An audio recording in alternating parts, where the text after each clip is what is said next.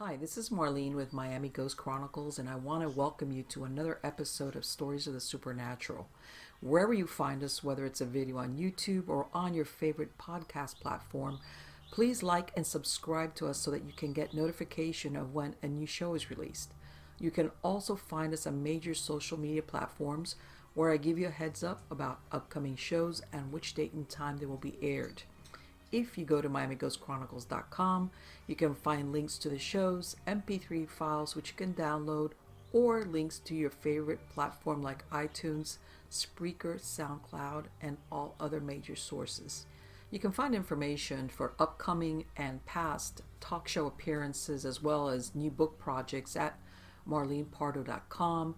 You can also purchase books and merchandise there, and you can visit my author page on Amazon at Marlene Pardo Pellicer. Due to popular demand, I'm narrating my True Believer stories that I've collected throughout the years in a new series called Supernatural Storytime. You can find links at supernaturalstorytime.com. If you are into classic horror, ghost, and adventure stories, I narrate some of those at Nightshade Diary, and you can find links at nightshadediary.com. If you would like to read noteworthy news about the paranormal world, true crime, conspiracy stories, and anything that is just plain weird, you can visit the Stranger Than Fiction Stories tab at MiamiGhostChronicles.com. I do want to thank you all for being part of my audience, and I think you are all wonderful. Hi everybody, this is Marlene with Miami Ghost Chronicles, Stories of the Supernatural. How's everybody doing? Good, I hope. I am doing fantastic. It's kind of springtime here in South Florida, which you know what that means. It's starting to get hot, and we're starting to go a little bit into the rainy season. And normally I'm not that thrilled, but I have about over an acre of new longan trees and mango trees that I planted since last year, and I get it now with the farmers. I get it about the rain. Before it was like, oh my God, it's raining. Now it's like, oh, it's gonna rain. Good. Because then that means I don't have to worry about watering. I've got young saplings out there. I've got about over 100 of them. And let me tell you something. I'm a micro farmer, and I get it now. I get it about the rain thing. So yeah, that's why I'm mentioning it. That's why I'm so happy about it, because I don't have to do duty of making sure that everything out there is gets watered, because eventually, of course, we're hoping, since these were grafted trees, that maybe in a couple of years we'll get some harvest out of them. But yeah, and you know, you lose a few along the way. So yeah, my adventures in micro farming. But anyway, and of course, you know, I have the chickens, etc., etc. So anyway, guys, let me tell you about today's guest, which I'm so excited about. I have a gentleman by the name of Allan Pacheco. Now, Allan is an author, he's an investigator, he's a metaphysician, a historian, and a SAG actor. He was born in Santa Fe, and his ancestors pioneered the area. And I asked him, when you say, how long have they been there? Yeah, try the 1500s. Hello. You know, like I was telling him, the best I got is maybe 2 or 3 generations. And after that, I'm relying on my pie chart, and that's about it. But anyway, let me bring Allan on. And of course, I want to, well, you know what we're going to ask him, right? Okay, but here we go. How are you doing today, Allan? I'm doing very fine. Hello, Marlene. It is fantastic to have you on here, Allan, because I know that you have stories, personal history, and we were talking about it briefly before we started to record, which is natives of certain areas of cities, whatever you want to call it. They're the ones that sometimes have the best stories, the most accurate knowledge, you know, the truth, if there's truth to be told. And boy, you definitely talk about roots. But anyway, I'm going to ask you, Allan, what I ask all my guests, which is, how did you get involved in the paranormal? Childhood experience? What happened? Well, as let's go to childhood. Even as a child, I had an awareness that others did not have. For example, you're 3 or 4 years old, and you're there with your elders at a crosswalk at a major intersection, and everybody's looking across the street. And I'll get the urge, the energy, whatever you want to call it, to look to the right, and then that's where the car accident happens. Now, I had that kind of radar. Now, it's not always on, Right. and it comes and it goes, and I'm not going to be like one of those phonies that on some of the cable channels that, they say that you can see things all the time. No, nothing like that. Okay. Well, Have an but awareness. but that's still even as a kid, that's heavy duty. That's a heavy duty experience there. You know that. Yeah, and then further on into life, other things happened that cemented it. I was around a lot of different types of incidents that, read like a novel. And with that, finally, you say to yourself, there's something on out there, and don't make science your God. They can't explain any of this, and delve into it. So I started doing that, and that's it in a nutshell there, Marlena. Okay, so in other words, it sounds like you had that tingle. How did your family handle it? Were they aware that you were having these experiences, or did you keep it to yourself? Oh, yes. I'll just okay, you're Cubana, and I'll just say this, and then we'll get back into English. But the elders would say, Allan, no seas así, mentiroso. And in other words, Allan, don't be this way. It's your imagination, you liar. And of course, with that kind of,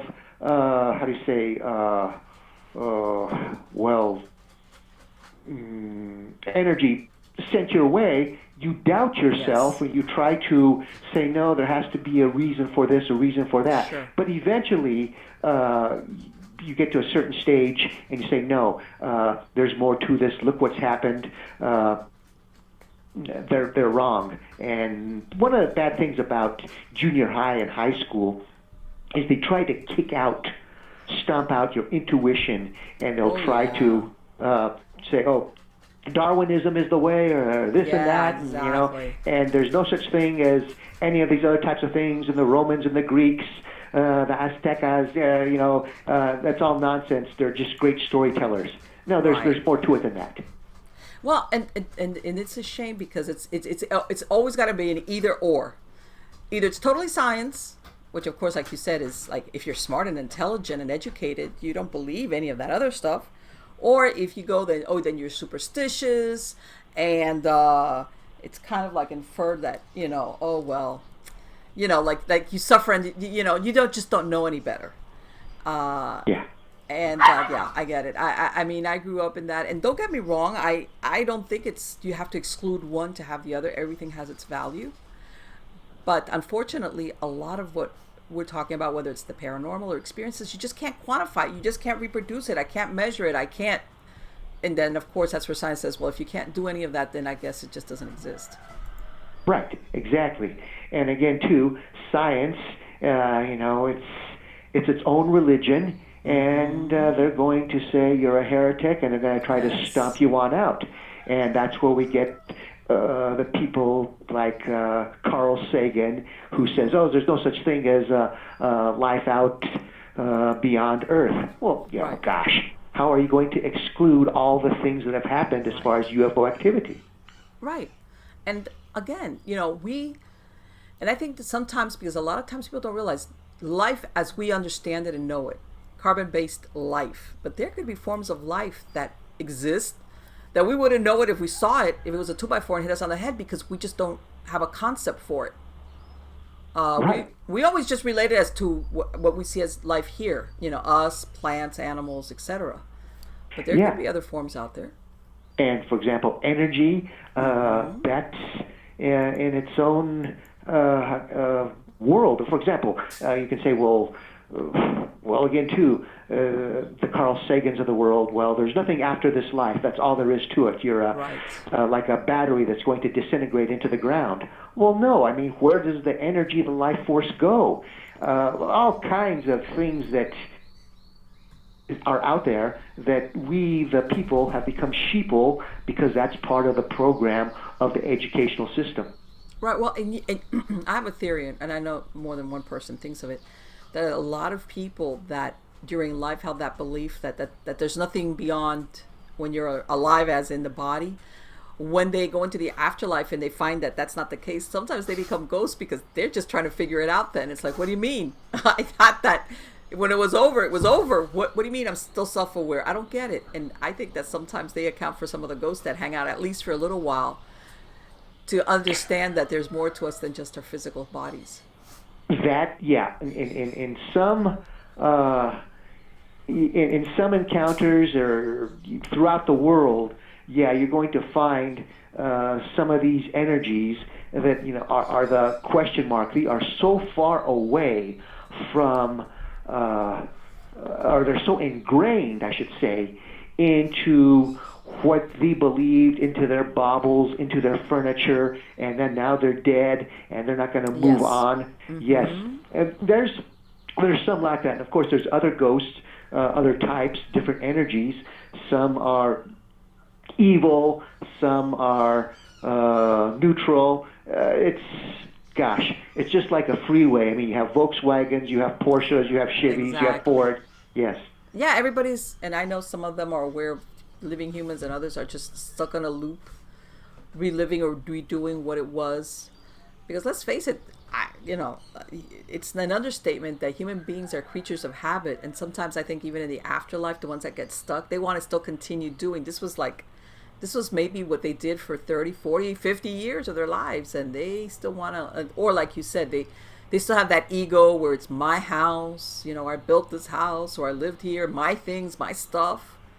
And right. they haven't shed the ego part of their personality, so I think that binds them sometimes. They keeps them earthbound, wanting to still basically stand guard over their things. Yeah, those type of energies, those type of spirits, those type of ghosts in life, they were the selfish, miserly, arrogant. The old saying is, they had wide lawns in front of their manor, but they had very narrow minds. Yes. And those are the type of ghosts that you say that are in that loop that will come back and be seen doing things over and over again. And unfortunately, every now and then we run into those type of people in our life. Yes, of course. Yes. Yeah, they're controllers. They're controllers. Yeah. And I mean, there's a whole host. Just I think as varied as human beings are when they're alive, I think that's why you will get some people that when they get it, when they die, they move on, and then there's others that get stuck for a little while, and there's others that just get stuck. Period. They still can't figure it out for some reason, or the ones, and I'm sure maybe you've run across that just are not aware that they're dead. They just miss the part of the you're not a living human being anymore. Well, their soul has been so darkened by, again, too, making their title, I'm a doctor, I'm a lawyer, this is my mansion, that has been ingrained into them, that selfishness. And then there's others, too, that been darkened by evil and are still here and basically a vehicle for evil energy. Yeah. And then, of course, there's other beings that, a multitude of them, that are confused as ghosts, and they're not. They're demonic, or, for example, they can be jinns. Right. And again, of course, that's controversial. And there's, and like we mentioned before, there's just so many of them. So when people say, "Oh, well, there's only this category, that category," that's nonsense. This is you name it, it's in this world, and different colors mean different things for ghosts, different vibrations, and how you attract them, how you repulse them. It's beyond belief. Well, and people are not aware because they don't realize that there's a whole host of what are non-human entities besides demons. There's a lot of other things, like you said, there's jinns. Even though some people will say they overlap, it's a different name for the same entity. But there's a lot of other things out there that have never been human. And they're on the non-human spectrum. And that's one of the things about channeling and how come people have to be so careful about this. Oh, my God, yes. Is because there is so many things, and from other dimensions, other worlds, whatever you want to, perhaps both, that are seeking a host, and these things are evil. And that's how come I say channeling, don't be careful, avoid that, because, for example, the Ouija board, that's a parlor game, but don't mess with that. That's Russian roulette. Yes. Because what you're bringing on into your house is going to say, oh, I'm your old great Auntie Jane. Well, that's masquerading as your great Auntie Jane. Right. And once it's there, it's looking for something, the weakest, be it the youngest or the oldest, something to become a parasite to and enjoy the physical sensations of that body, and also to be able to create more mayhem. Yes, and people, and I tell people, a lot of times, how that story that you see in the movies about having to invite the vampire into your house. A lot of these entities, sometimes what they seek is the invitation, but people don't realize that an invitation can be taken in a lot of different ways, not just specifically saying, oh, I invite you. You could invite them, like you said, through channeling, opening up yourself to channeling, or playing around with your Ouija board. And sometimes they won't take you up on that invitation right at that minute. But once it's extended, it's almost like they want to negotiate it, like you said, either disguising themselves as a spirit or a person that they're not. Sometimes, you've heard, I'm sure, of people that it's a little kid. Yeah, sure. If you don't think that, I tell everybody, this is the Trojan horse of a lot of very dark entities. Because, of course, people feel sorry for a child. They are not threatened by a child spirit, supposedly. And, of course, if the child spirit is communicating that they're lost or help, everybody's like, oh. And it's like, you have to be really, really careful because, like you said, they disguise themselves in the best way that they think that they will be gain acceptance and get an invitation of some form into your world. Yes, red alert. And when you do that, and again, too, one of the things that I have not when you do that, but let me say this, that when people treat this as a rock and roll concert, like some of the paranormal shows on out there, no, again, too, you're going to be tasting hemlock. Which goblet has 7-Up, which one has hemlock. Exactly. Don't do it. And the same thing with the drug abuse. With that, it's going to be walls of resistance, not only of the mind, but of the soul. And you have these things searching for this host. And unfortunately, now drugs are even worse with all the hoochie-potely type of mojo that is being put into it in Mexico, the cocaine that's being passed into the USA. So you're getting the double whammy. Yes, and unfortunately, it's very inexpensive, some of these drugs. As far as, once upon a time, let's say for cocaine, if you had that habit, it was an expensive habit. Okay. Right. This was the 70s, 80s, the 80s, and I'm talking here Miami, the cocaine cowboy times. That was an expensive habit.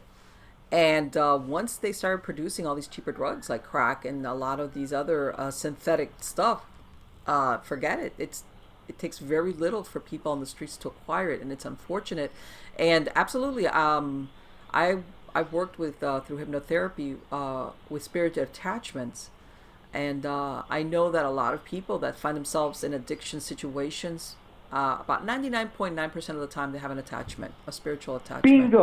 Bingo. You're one of the first people ever on a radio show or podcast that has come out and said that. That's absolutely right.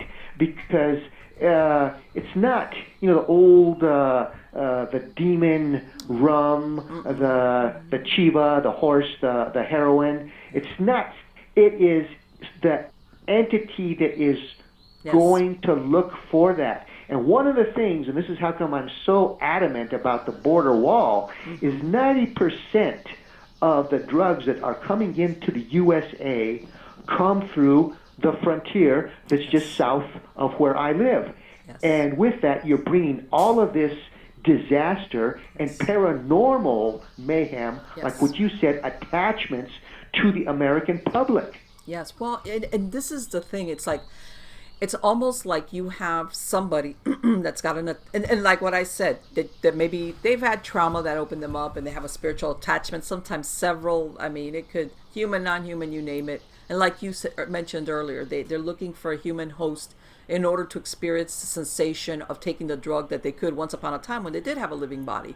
But then when you have a person in that predicament who they facilitate the drugs by supply and by very cheap prices, then you have what they call these epidemics. And unfortunately, that's, I think, where we find ourselves, that nowadays, I mean, drug abuse has been around, but usually it was much more difficult. But like I said, it's become so inexpensive and it just streams in. And people sometimes, I want to say, sometimes they're at the mercy of experiences they've had in this lifetime, but they're really also being sabotaged because of spiritual attachments and turbulence that walks with them. Yes. And I know, and you know, and living where you live, you know that also there's a lot of dark magic that they practice south of the border, as far as with the drug trade, as Santa Muerte, etc., which is a death cult. Okay, yes.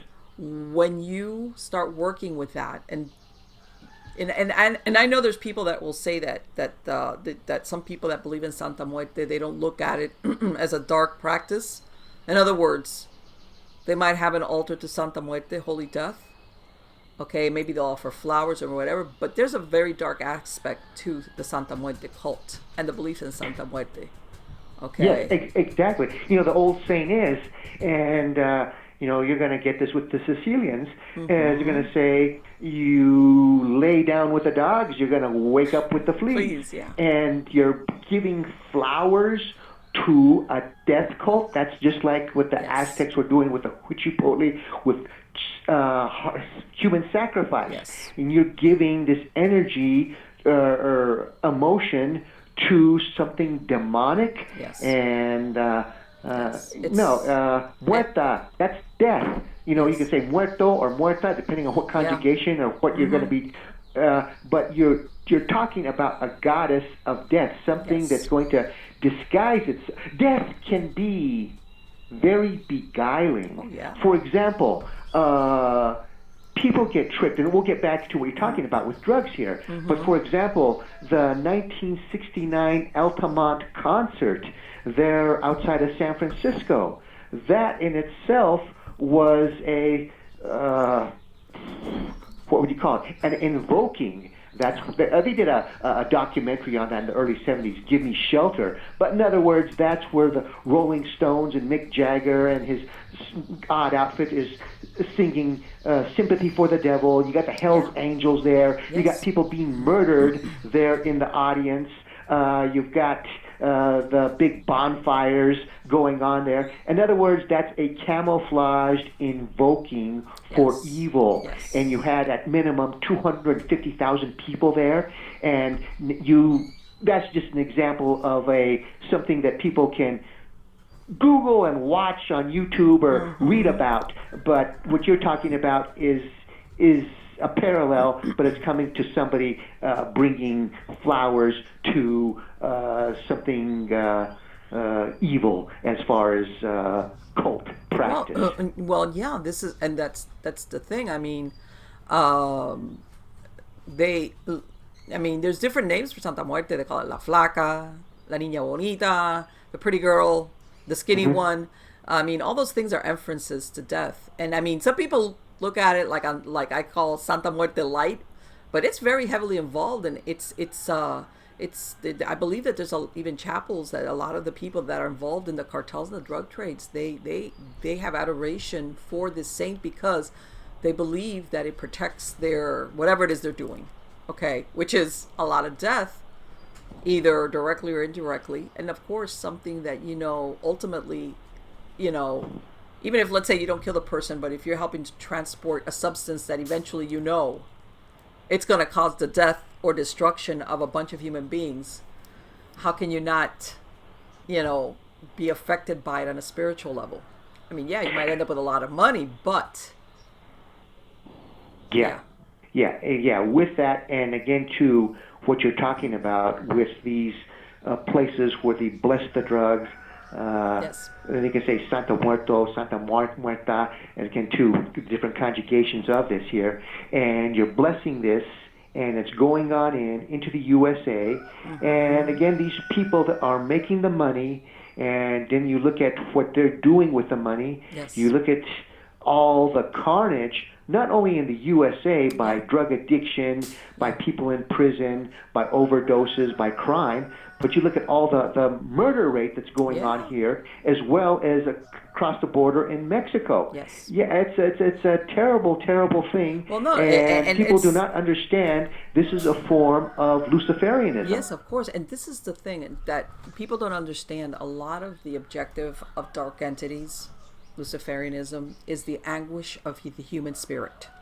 Yes. A live person that suffers is in agony, whether it's physical anguish or mental, spiritual anguish. This is what it seeks. And that thing with the drugs, okay, you could say, well, but that has a ripple effect because the family or the people around this person, they suffer tremendously. So it's not just isolated to that one person who's addicted, okay?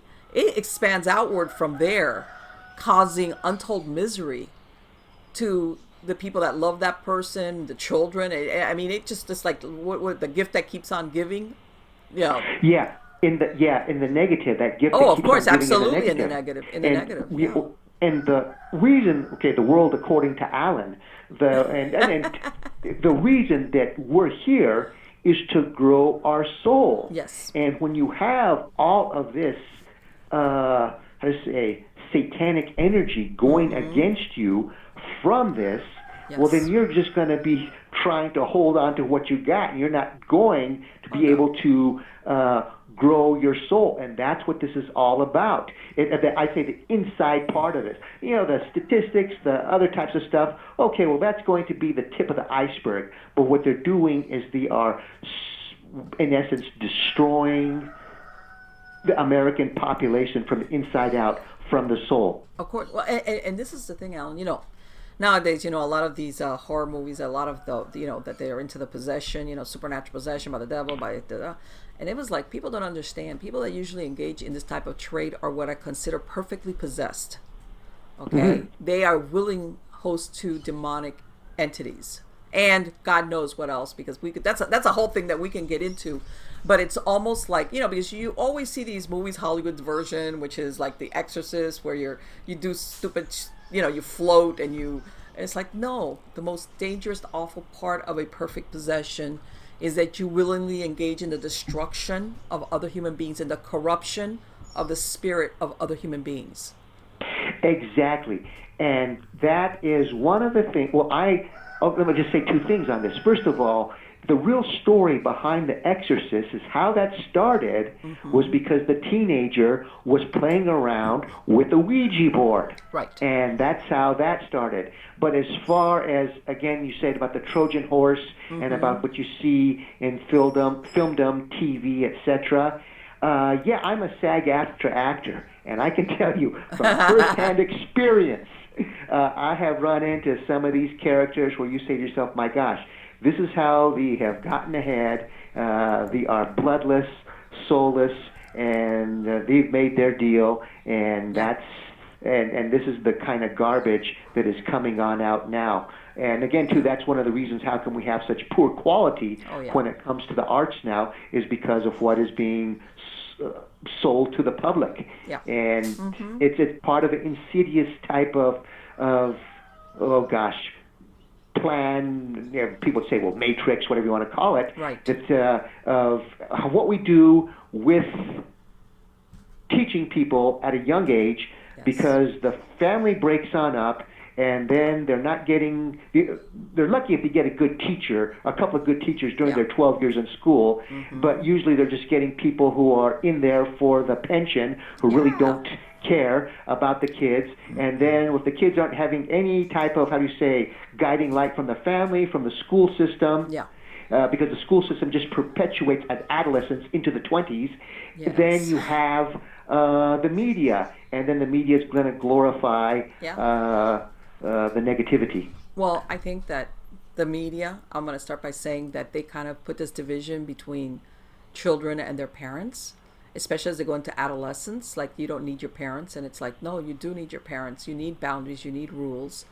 And I want to say because I went through 12 years of Catholic school, so and I was taught by superior teachers, which were the Sisters of Mercy, until I was in eighth grade, and then um, in um, in high school by the Marist Brothers and the Marian Sisters.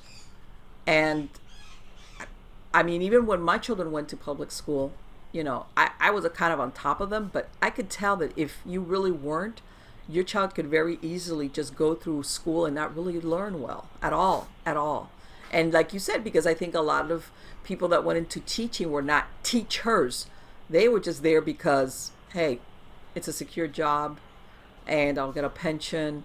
But they weren't like the teachers. Like I remember growing up that even the teachers that were not the nuns, because they had regular teachers. These were teachers. They loved to teach. Right. And one of the things about, as you talked about, the pension, as the saying on over here is, it's a peel it type of job, like you peel a banana, that kind of thing here. Yeah. And they're there, and I mean, you think to yourself, geez, this person can't teach. They're as smart as a box of rocks. They're just babysitting. And one of the bad things about the school systems here is they do not teach people to be analytical. Yes. And they don't even teach them their constitutional rights, the First Amendment, the Second Amendment, and how important these things are. Yes.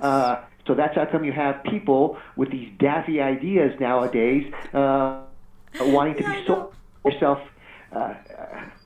It just doesn't work, people.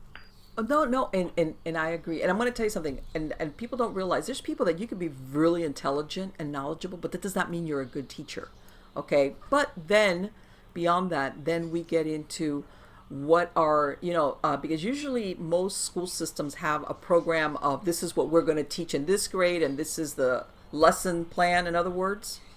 And I hate to say it, but a lot of it is like substandard, for lack of a better word, and I'm going to use the A word. There's an agenda behind it. Yes, exactly, an agenda behind it. And if you look at, as I said, the dumbing down of Americans, and that's how come you have, I said adolescents extending into their 20s. Yeah. They'll make it to their 30s, and that's what you have with people nowadays. I have to laugh because people. I tell everybody when I was 16, by the time I was 15, that you could get your restricted, and you're 16. I was driving. I was like, I wanted to drive. I wanted to I didn't want to move out per se. I did eventually when I got married, but I was like, you were just wanting to be independent, okay? Yes. And now it's like kids are like. They're in their 20s. They like Uber me here and take me here. And I was like, man, what happened? I don't know. I made my kids, I told them, okay, they got their little car when they started going into like at the end of high school. And I told them, you know what, you can stay here as long as you have a job and you take care of your costs. You don't pay me anything, and, you have to go to school and have a part-time job. And that's what they did. And it didn't hurt them. It did not hurt them at all. To have that responsibility, believe me. But yeah, it's that. I know. Believe me, I've heard enough stories of. I mean, not what maybe a few months ago, that guy that was in his 30s and basically his parents had to evict him, and it was like, that's shameful. What is wrong with that picture? That people, I'm not sure if it's being afraid to make their way in the world. I just feeling as of entitlement, like your parents. I mean, your parents are always going to be your parents. Don't get me wrong, but this belief that they're going to be obligated to take care of you till when? Till they die? It's like, what? Well, yeah, but again, too, it's just not that guy. There's probably all kinds of things inside the beams of that family, and and his parents did not do a good job as far as telling him this is the way it is. It's capitalism, baby. You're going to get your head handed to you many times if you go independent. Yeah. But once you get out there and you learn how to surf, oh baby, or I should say, hey baby, this is the best game in the world. And that's how come all these people without education try to come into this world, into this country here, because they say, geez, just through hard work, I can make it. And other people that are here, because of the dumbing down of the school system, is I want to be like Sweden. I want to be like, well, it's Sweden's falling to pieces, and they're going to be like Venezuela. And no, it just doesn't. It doesn't work that way. Nearest garbage bin so I can find dinner. Thanks. Well, I mean, look at you. You're Cubana. Oh, let me tell you something. Look at Fidel. Yeah, look Allan, at Fidel in Cuba. If there's anybody that understands that very well, it's me and the experiences my family had. And I did not meet my father till I was 11 years old because of communism. So if there's, every time I hear some of the stuff, it's like, what a bunch of BS. Yeah. Okay, what a bunch of, I had some other choice words, but yeah, believe me, I understand it, and I've lived it, and I lived with the repercussions of it, and my family did firsthand. It's not like, oh, you see on the news, it's like, No, I understand very, very well. And let me tell you something, there's a lot of BS that's given out there. And let me tell you something, people have no idea the horrors that come with socialism / communism, because that's really where it ends up at. And that's why you have a lot of these European countries, which at one time were part of the USSR, are so stringently anti-immigration, like Hungary. You know that people from all these other different countries like Germany and France are immigrating to Hungary to live there. Okay? Exactly. And the thing about that is once again, with the educational system of France, and now to a degree Germany, but in England, they have done a magnificent job in dumbing down their people. Yes. They don't know about the Renaissance. They don't know about World War II. The government has become the father, and now they're bringing these other people on in. Problems, and it's again too because they do not know their history, and the plan was, it was hinted at in some terrible novels that I had to read when I was a young guy, like 1984 or Animal Farm. But after a while, you see yourself, you know what? I understand what he's getting at now because it's happening in France, and they're trying to do it here in the USA. Mm-hmm. Yeah. Originally, those were looked at as dystopian novels, like fiction. Yeah, of course. But it was full of hints about what's coming our way, because the author who wrote it, and I guess what was his real name? Ripley. His pen name was, it'll come to me in a couple of minutes. Sure. But yeah, he was linked on into what was going on in after World War II. Yes. And this was kind of, how do you like to say, like a smoke screen with hints. Hey, this was down the road. And by gosh, it happened. Yep. And you say to yourself, well, come on, Alan, you're putting too much emphasis into it. No. You read different books, and you can see that this is the game plan for the future. Yes. Look at Mein Kampf by Adolf Hitler. Yes. Okay, game plan for the 1940s, and he wrote that in 1921 it was. Yeah. People don't realize that, because people think that sometimes things that are set in motion, the end goal could be 20 or 30 years or even 40 years down the road. But they understand that it's a process. It's not like a takeover coup d'etat, like where all of a sudden somebody storms the whatever and it's a new government. No, it's a process, and they understand that that's the only way that they can get a population to be indoctrinated and to go along with it. And I'm not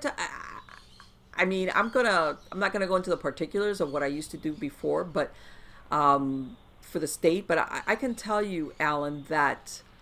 Also, and I'm going to go to the adults, people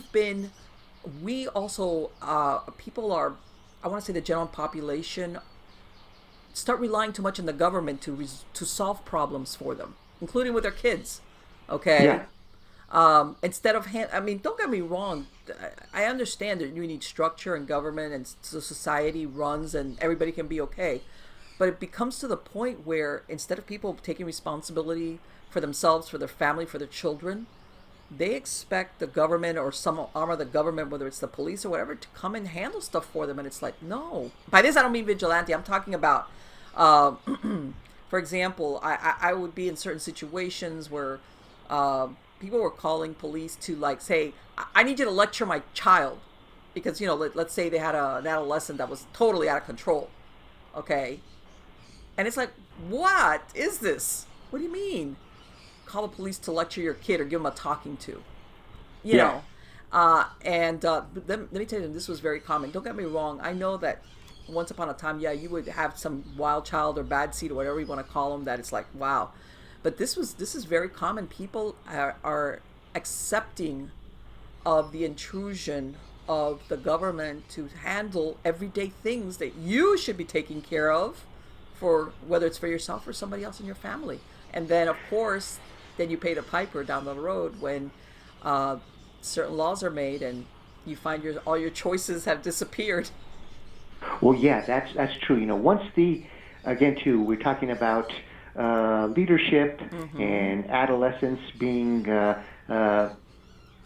parents who do not qualify as leaders, and once you got to bring on in the police to try to lecture, then you say to yourself, the game's on over, because pretty much close to it, because they've had such a bad upbringing with no boundaries and with no ideas set into them about responsibility and again too about the capitalistic system. And so we see that, and we see that with the breakdown with families, with people that are in prison, because if you look at a lot of the people that have gone to prison, I mean, they come from basically no foundation there, and it's easy to see how they got into the system, and once the system gets their hands on them, the system wants to make money off of them. Let me tell you something. Downtrodden. Yes, I do believe that unfortunately we've been over criminalized. Okay, don't get me wrong, I totally believe in law and order. I understand it. You know, you need law and order to run a society. Okay, you're always going to have the outliers out there that they're not going to be happy with it, but okay.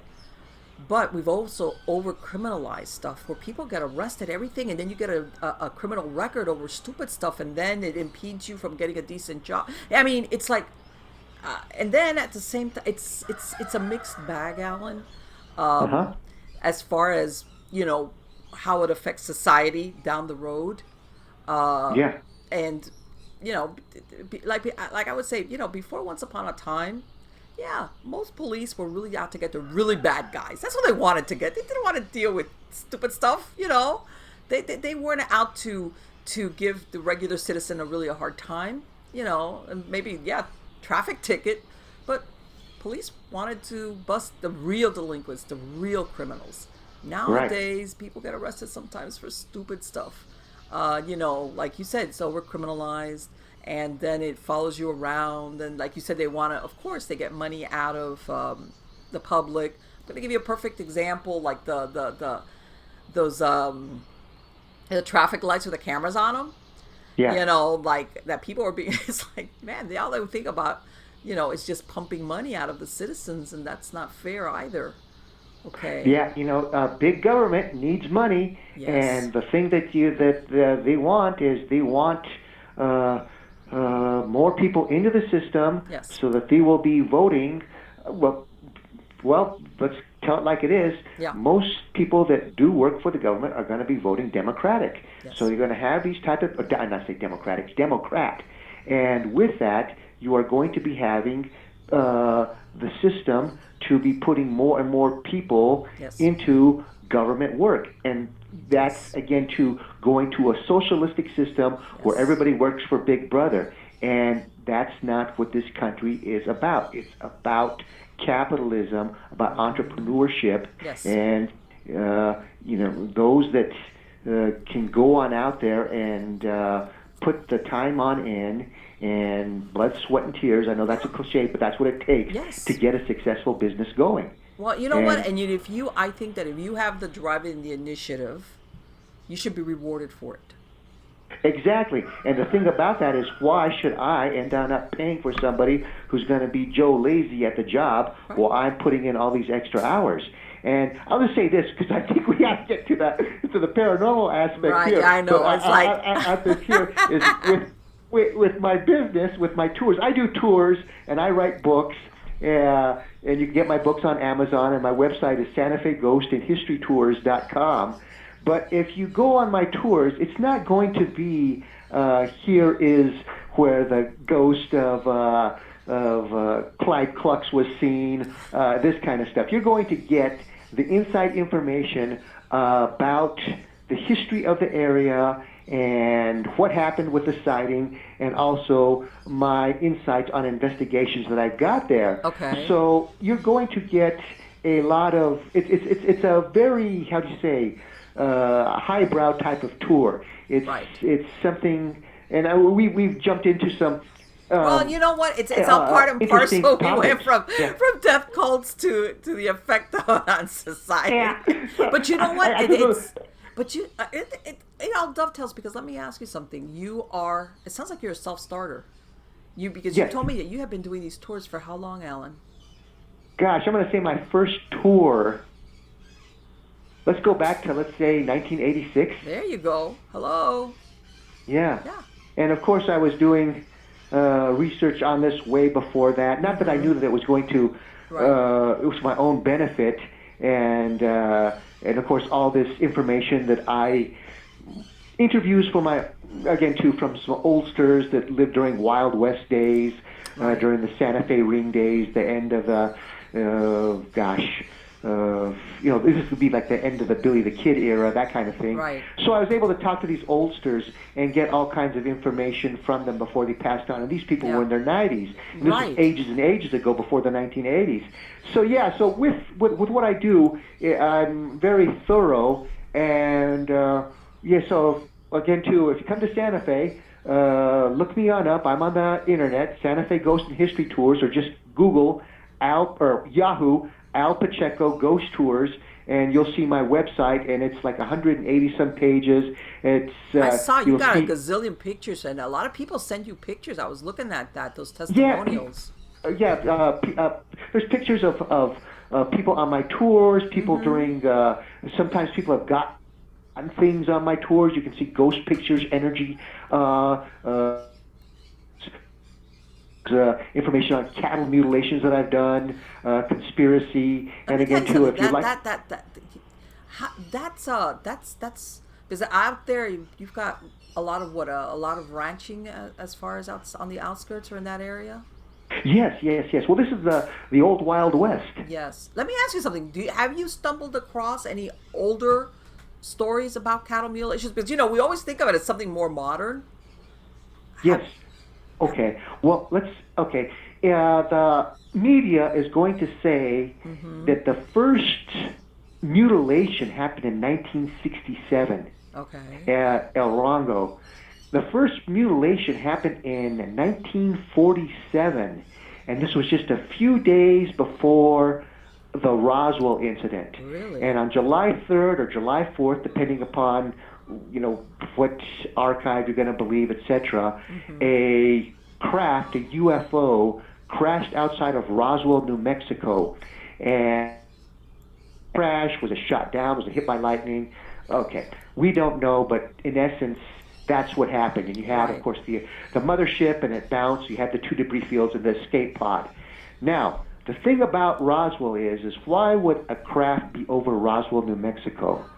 This is because at that time, Walker Air Force Base was the only military base in the world that had atomic bomb capability.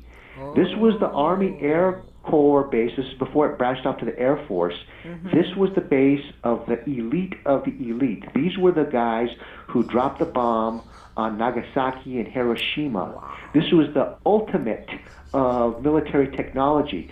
So it makes sense that there would be a UFO over this Air Force, this Army Air Corps base, seeing exactly what are these people doing and what's the top of the line of their weaponry. Now, a few days before that, what was it, June 30th, etc., and I interviewed one of the last of those cowboys. There was this ranch west of Santa Fe,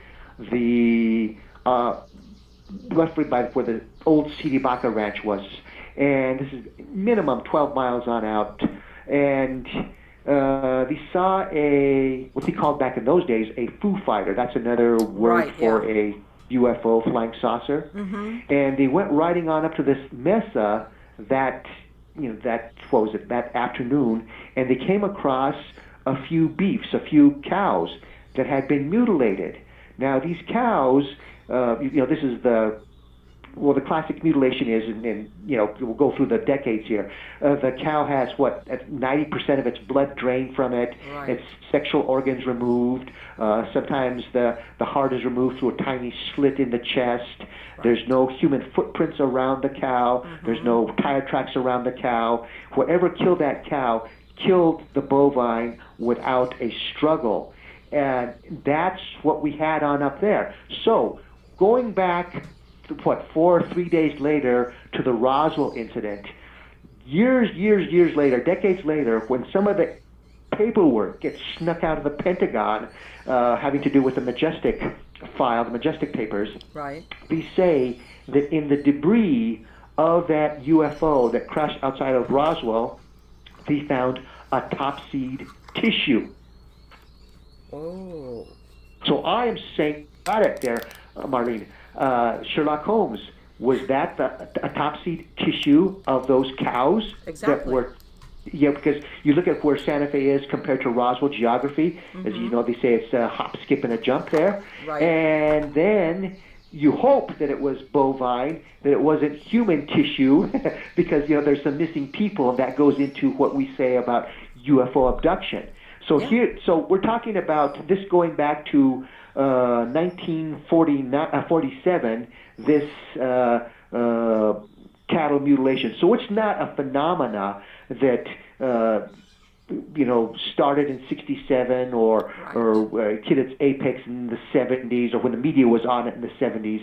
This has been going on, and go ahead, Marty. You got it. Well, no, because I'm thinking, who knows how many other maybe cattle or even other types of wild animals were mutilated. But if there's nobody to find the remains if you find bones, how would you know what had happened to that animal? You might have thought a predator got them, they got sick. So that's one of the canards that UFO debunkers or people, for example, associated with the government, and they're black ops are going to give you the red herring and take you off in a different direction. Yes. And they're going to say, well, you know what, this cow ate some poisonous greens and it died. And these ranchers do not know their trade. And they're thinking that this cow that died was abducted by aliens. Or it was abducted, but it was something to do with UFO activity. Now, mind you, go onto my website, SantaFeGhostAndHistoryTours.com. You're going to see photo after photo of cows that have been mutilated. And the thing about this is that these cows, the ranchers know their trade. And you go on up to one of these things, you say to yourself, there's no, where's the blood of this? I mean, this is laser precision type surgery on these cows here. Yes. And in some cases, sometimes on the hide of the cattle, there is hemoglobin. In other words, the iron has been separated from the blood of the dead beef. And sometimes these mutilations are out in the middle of nowhere, on top of crags, underneath trees. Right. And in one of my books, I wrote, for example, there was, and you can get my books on Amazon, Allan Pacheco. I got to plug myself on the show. Well, here. I've been running. I have a slide with the covers of some of your most recent books. Okay. So people have been seeing it, Allan. But absolutely that they could probably link to your name and then find your books on Amazon as well, right? Okay, yeah. And as far as, for example, they did this one experiment, I think it was, at the University of Wisconsin, and they ended up getting a beef on a state-of-the-art veterinarian laboratory, and they tried to do the mutilation that they found on these beefs out in pastures. Right. And after 8 hours of work, they had not been able to do what they found They couldn't reproduce the Yeah, yes. incisions or none of that. What Yeah. they find out, with these cows there. Now, one of the things about this is the misdirection that you're going to find on TV is you're going to, and remember again, you're talking to somebody who's coming from experience of being a SAG after actor. They'll get people and they'll say, these are your lines, and you're going to pretend for the camera, and you sell it that you're really interested in the mystery of cattle mutilation. Right. So you get these young people there, and they're going to be going all over this, and then at the end we've deduced that it was just that the cow decomposed by way of natural means, and that predators tore it on up. And again, too, that's all part of, how do you say, the throwing the tapestry on over you of not telling the truth. Now, there are some cows on out there that have been hit by lightning or have been killed by a mountain lion, calf has been killed by a mountain lion, et cetera, or a cow that's been killed by a bear. But what I'm talking about are these other cows that, I mean, it's just beyond belief what's happened there. And again, too, there's been some other types of things that have happened. And again, too, this is more of the sleight of hand. For example, north of Santa Fe in the Dulce area, and some people say Dulce. Dulce is the correct way. You know, you're Yes. Hispanic. I mean, Yes. we don't want to speak Spanish right now, but Yeah. I mean, for the people that understand how to say the words. There's this area there that had a number of cattle mutilations in the 1970s. Now, some of these cows that were found were dropped onto fences or through trees, etc. Yeah, like how did this thing end up there? Come on. Yeah, and the thing about that is again it's to lead the media into a different direction. Then an investigator will say, "Well, hey, I just found a NATO mask, a gas mask, a U.S. Army mask, or Marine gas mask, or I just found some metal." Tinfoil pieces, Yes. chaff, what you're going to be doing to blind a radar unit when you sprinkle that for tactical airstrikes, that kind of thing. And that is being placed there. Right. To make it look like, oh yeah, the conspiracy theorists, yeah. Yeah, it's to throw the writer, the few writers that are covering this, say, oh, you know what? This is all part of some type of top secret government experiment. Yeah. Well, no, it's not, because when you having these cows being dropped from Huey helicopters or Chinooks or whatever that, but these other cows, no, that is not a government goings on. For example, let's just say since 1948, 49, because of the loss of cows, because they tend to go in waves, there's been rewards been put on out there by rancher associations. In other words, things that are kind of like related to the 4-H group or to,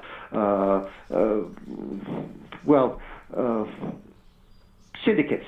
Say, okay, we want to find out who is killing these cows. Right. Is it crazed World War II veterans from the Pacific? Then later on, it's got to be crazed Vietnam vets. Yeah. Then it's got to be demonic cults on out there. All of this time that they've had all this money on the table, they haven't found anybody going on out there and killing cows. And there's this one guy, and I know we're going into overtime, but let me just finish this don't story worry about it. Don't worry about it. Keep going. For example, there was this one guy, he was an ex-FBI man, and his name was Ken Rommel. Okay. And like Rommel the Desert Fox. Yes. But he wasn't brilliant as far as Rommel the Desert Fox goes. Well, maybe he was brilliant as far as being the spokesman for the government. All right. Now, he was an ex-FBI man. And he was, one of those type of square-jawed, outside linebacker type of builds, Coca-Cola machine type of fellow there.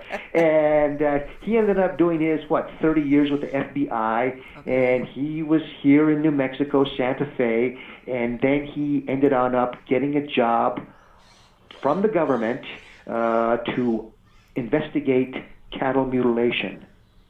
So this was like 1979, 1980. Okay. And he comes on out with this, I forget what it's called, Operation Cattle Mutilation. I got the text here and some footlocker of mine that he did.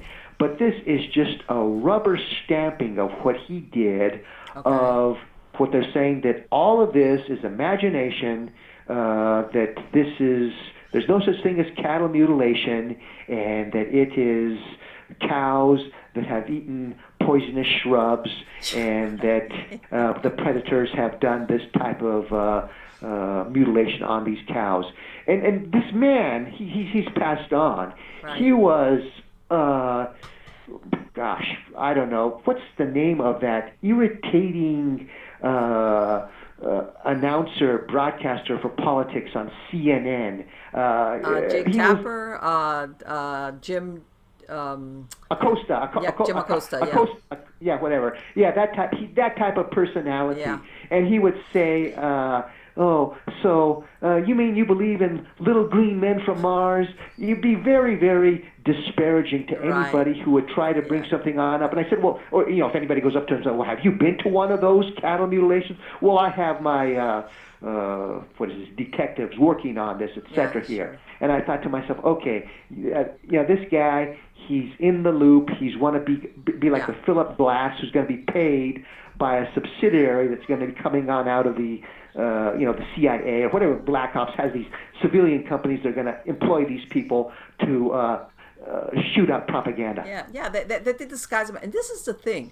If you're a rancher and you make a living from ranching cattle, let's say, from raising, you understand, that the risks, the normal risks that you run, whether it's predators or animals that fall sick, you know what's normal. So when you see something like a cattle mutilation, it's like, what is this? And also the number of them. It's like, okay, these people that do this for a living, this is what you do day in and day out. And some of them, I mean, imagine their families have been doing it for many years. For generations, let's put it that way. And let's go this. Okay, now bovine blood and UFO, and of course, if you go on my tour, and I do different tours. I do history tours, I do ghost tours, I do lectures. Mm-hmm. But if you want, for example, sometimes people ask me, "Hey, Allan, I know about the UFO activity outside of Santa Fe. Tell me about this." Well, all right. Well, bovine blood and it's linked to UFOs. Right away, you say to yourself, "There's no connection." I mean, it's like running 100 athletic event of running 100 yards and then going fishing. I mean, it just doesn't make sense. Right. So, but there is sense with bovine blood and cattle mutilation, because bovine blood, is the closest to human blood that there is. Really? It's closer than chimpanzee. Oh, I didn't know that. Yes. So, if we're able, and I tell this on the tour at times, if we're able now with our technology to grow a human ear off the back of a lab mouse, well, if these aliens, you know where I'm going with this, are, let's say, 500 years ahead of us technology-wise, well, are they doing some type of hybrid with the bovine blood, with themselves, and with captured humans? Just, vanishing humans? What if they're which is kind of like a horrible thing, but using artificial gestation for hybrid humans, but using bovine blood to circulate the gestational project, like an artificial womb, quasi, artificial, but at the same time it's actually organic. Yeah, you see what I'm saying? And maybe yeah, why not? I mean, this is just me stepping out there, but why not? Yes, exactly. And the thing about this is that people. Well, let me back on up. You have gone numerous steps beyond what most broadcasters, and I do a lot of radio or a lot of podcasts too, that talk about how this is practical. In other words, on the Allan vine, I heard it on the grapevine, I heard it on the Allan vine, that and certain military, for example, hospitals, they're using bovine blood as kind of like a liquid hamburger helper for regular human plasma. I could see that happening. Yeah. So that's what we've got.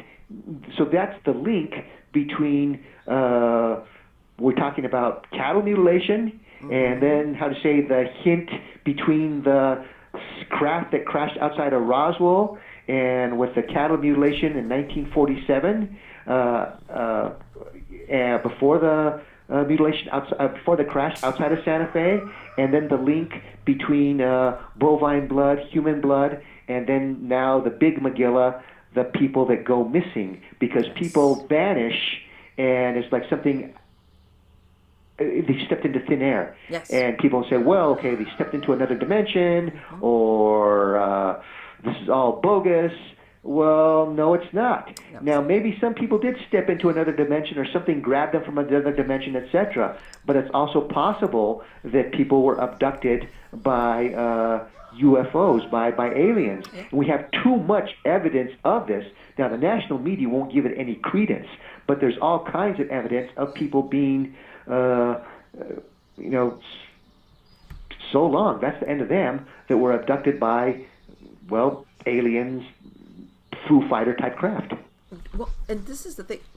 Well, and you might think, well, I don't know the exact volume, but maybe you could just get more blood out of a cow than you can out of a human. If what you're looking is for volume, that's number one. Let's say if you're doing whatever it is.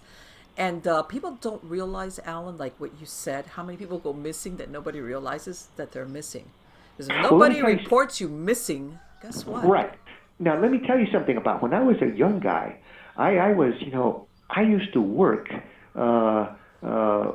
slaughtering cows, helping at a butcher. Right. This is, and you said people do not realize, not at all, how much blood a cow has. Yes. And it's buckets full and buckets full. Mm-hmm. And and of course, what the human body has, what is it, 9? I know it's got to be considerably less than But again, that's where you want to go to get, say your, for a lack of a better word, and I've used this before, the liquid hamburger helper. Yeah. And again, now you have these people that go missing, and people have seen UFOs here. When it does happen, there's UFO waves, and there's a place east of Santa Fe in the Pecos area, and of course the slang term for this is the Pecos Triangle, and it's a takeoff on the Bermuda Triangle there, right, where you live, where people disappear without a trace. But there's no ocean on over here. Right. And I'll just give you this one example. Sure. And again, this is on the website Santa Fe Ghost and History Tours. Okay. There was this fellow, his name was Mel Nadel. This is just, I'm just giving you one example here. Okay. And he lived here in Santa Fe. He owned a gym. He had a jewelry store. He was nobody's fool. He was happily married, had a teenage daughter, and he was a black belt in karate. And he kind of, he was, okay, for those that go back many, many decades, he's going to look like what Terry Hanratty looked like back in the early 70s when he played for the Pittsburgh Steelers. Not Terry Bradshaw, Terry Hanratty of Notre Dame. In other words, the Ringo Starr type of haircut. And so this is September, and this is what, let's say 7 years ago or so, 6.5, 7, or let's say circa 7 years ago. And his buddies tell him, let's go hunting up there by Elk Mountain. And they go on up there, and they camp about 20, 40 yards off of the dirt road there. And in that area, it's virtually impossible to get lost. I use the example on my tours of this. It's kind of be like northern Georgia. In other words, every mile you're going to have a field, you're going to have bicycle trails, you're going to have a barn. It's just impossible to get lost there. Right. Well, he tells his two friends, you go knock yourself out, get your game, I'm going to build a blind.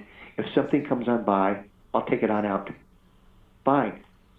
So they get back at dusk, and his vehicle's still there, and there's no mail. So they crank off some rounds. There's no response. So they get one of those big air horns, kind of like a mini foghorn, tanker type of horn. And again, there's no response. So they go to the ranger and then to the state police, and they organize this huge search. And I forget where it ranks as far as searches in New Mexico history, but it ranks on up there. It's one of the a big thing. This is just not only state police and family. You've got professional searchers, you got people on horseback, you got volunteers, and you go to my website, you'll see pictures, and you'll see me up there, and then later investigation on up there. Well, anyway, Santa Fe Ghost and History Tours, and they've got tracking dogs, they've got Cessnas, they've got Huey helicopters. Those are going to be the ancestors of the Black Hawk helicopters. Right. And the thing right away, this is the Twilight Zone aspect of this. Right away into the search, they find Mel's tracks, and they go roughly about 110 yards away from the camp. Okay. And they just stop. In other words, he does not go back on his tracks. There's no sign of struggle. There's no spent casings. There's no bear prints, no mountain lion tracks around him. No, nothing. It's just as if you disappear into thin air. Mm-hmm. Now, this was, as I told you, let's say circa 7 years ago. Since that time, none of his accounts, and they had a lot of money in them, have been touched. Right. He was happily married. Right. Exactly. His no clothing, no bone has been found of this man. And that's just one example of what goes on out there. Right, and this is the thing, because a lot of people, I understand some people do get lost, but a lot of people that go missing are experienced outdoorsmen. Yeah. It's not like they're like wandered off and then they're like, oh, now what do I do? Mm-hmm. They're used to being outdoors, or they're either hunters, or like you said, plus the terrain is that you're either going to come across a trail or a barn or some place that if for some reason you had a moment and you became lost, you're going to find a way to be found or to come across somebody. Right, and for those that are familiar with or a little bit familiar with the area that I'm talking about, there where he was at, to the south is Soldiers Creek. You just go down Soldiers Creek, you're going to get to the Pecos River. You're going to get to you're going to be passing by trails, roads. You're going to be cabins, civilization. You're going to, and then I'll go in another direction. If you go to the east, right up there, you have on this mountain that doesn't have any trees on it. You can walk it, you can hike it, you can take the trail on up there. There's the big repeater radio tower on up there. Right. And then at night, you're going to be able to see the lights of civilization where you're at. I mean, it's again, too, this is an area that is, how can you get lost? How can your remains not be found in that place? Exactly. And let me tell you something, that story that, or that scenario's played out a lot more than people believe. They had one here down in the 1940s. There was a very well-known jockey. His name was Al Snyder. And he had come down to South Florida because, they have a lot of horse races, or especially back then during the winter, because, they would winter down here because of the weather. And they would have the races down here in South Florida. As a matter of fact, in a racetrack, which is where I grew up in Hialeah racetrack.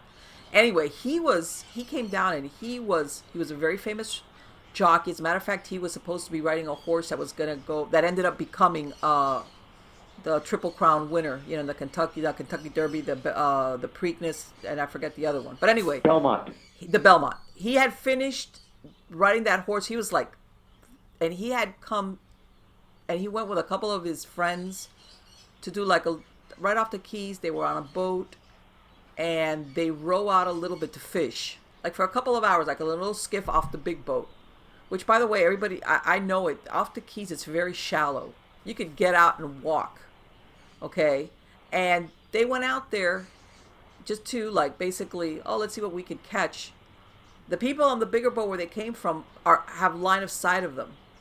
All of a sudden, dusk falls. A couple of people saw them, and they lose sight of them. And then they start thinking, okay, where are these guys? Long story short, the three men disappeared. They were in a little dinghy, one of those little thingamajiggers. They couldn't. This was, I want to say, it was 1948. They couldn't find them.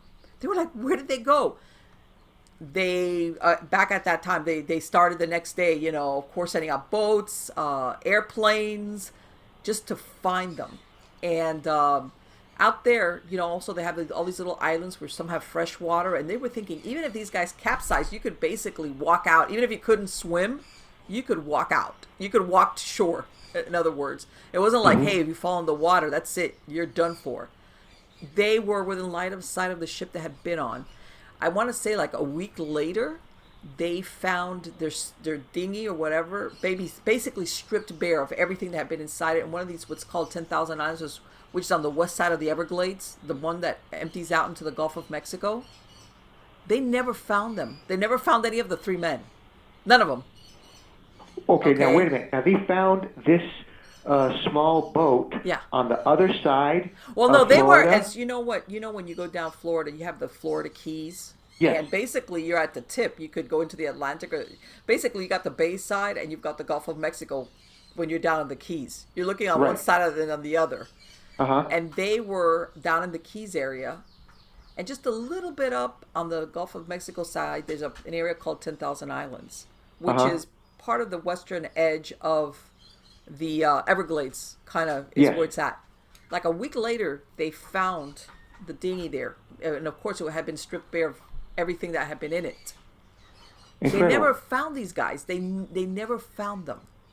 Yeah. They didn't find any trace of them. They were saying they could have walked out even if they swam. There were these little islands where they could have like lived for a couple of days, till somebody found them. It's it's like it's never been solved.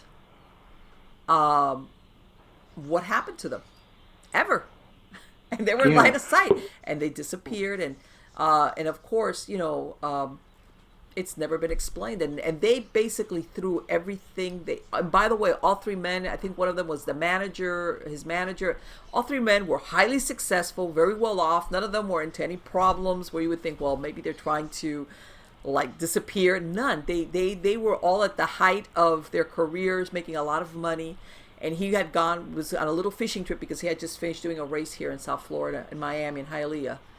And that was the only thing they ever found of him, was that little skiff, that little dinghy. And as a matter of fact, the horse he was supposed to ride did go on to win, and that jockey was kind enough to give half of the purse, I think, to his widow.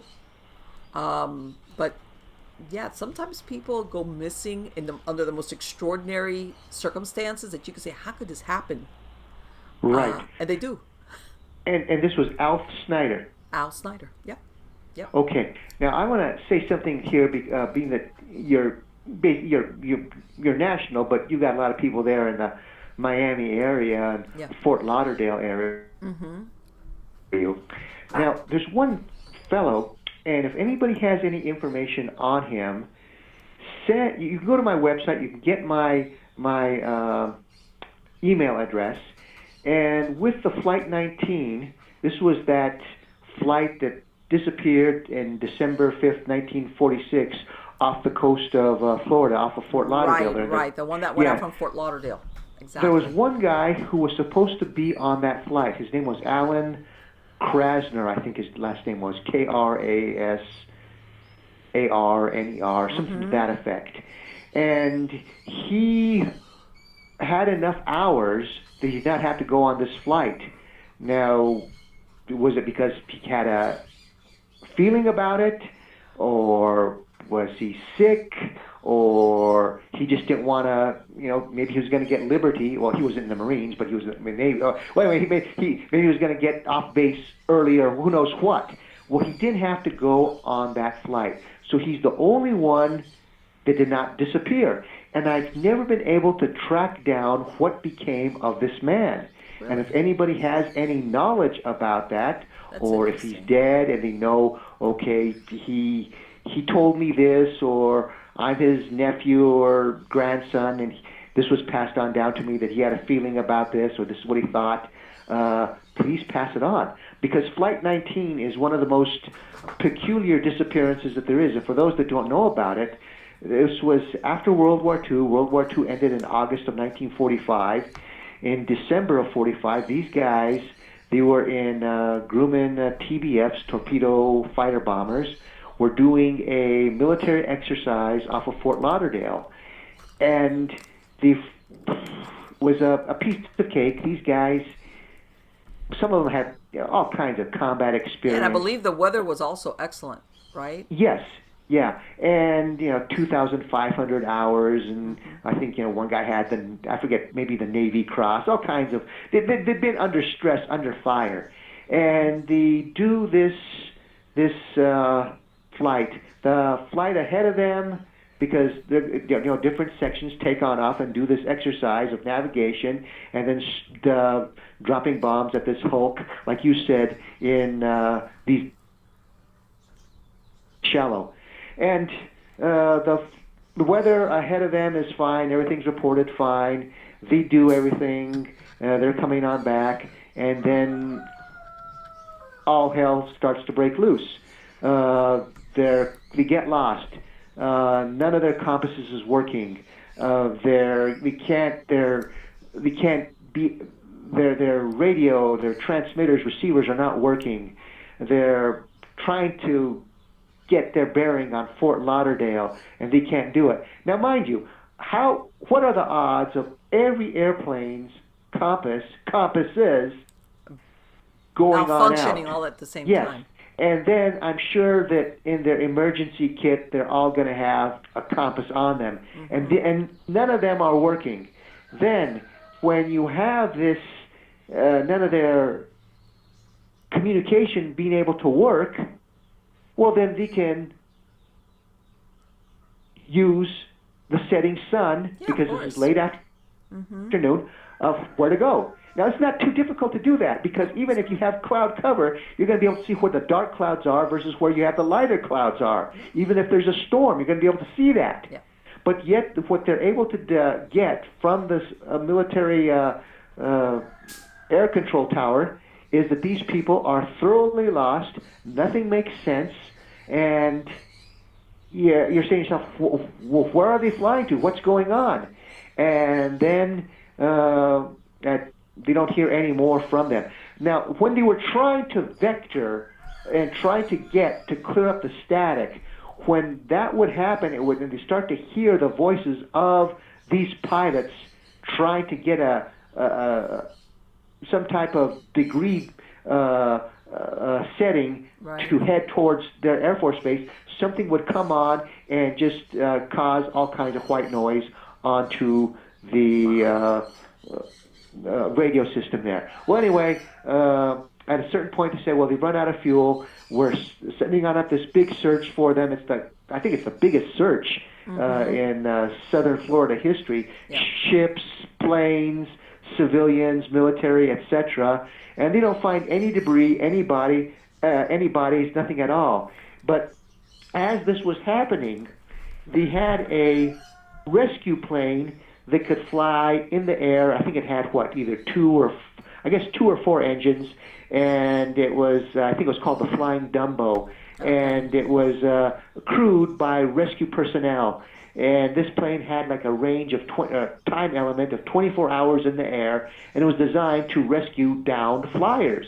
Okay. And it goes on out to try to rescue these pilots. And there's on the TBFs, it's going to be a crew of 3. And instead of having 15, there's 14 because this Alan Krasner is not on that flight. And this other rescue plane is going to have maybe perhaps a crew of 8. In other words, it's going to be a big plane that's going out there to rescue them that can land on the water. Right, exactly. And this plane disappears too.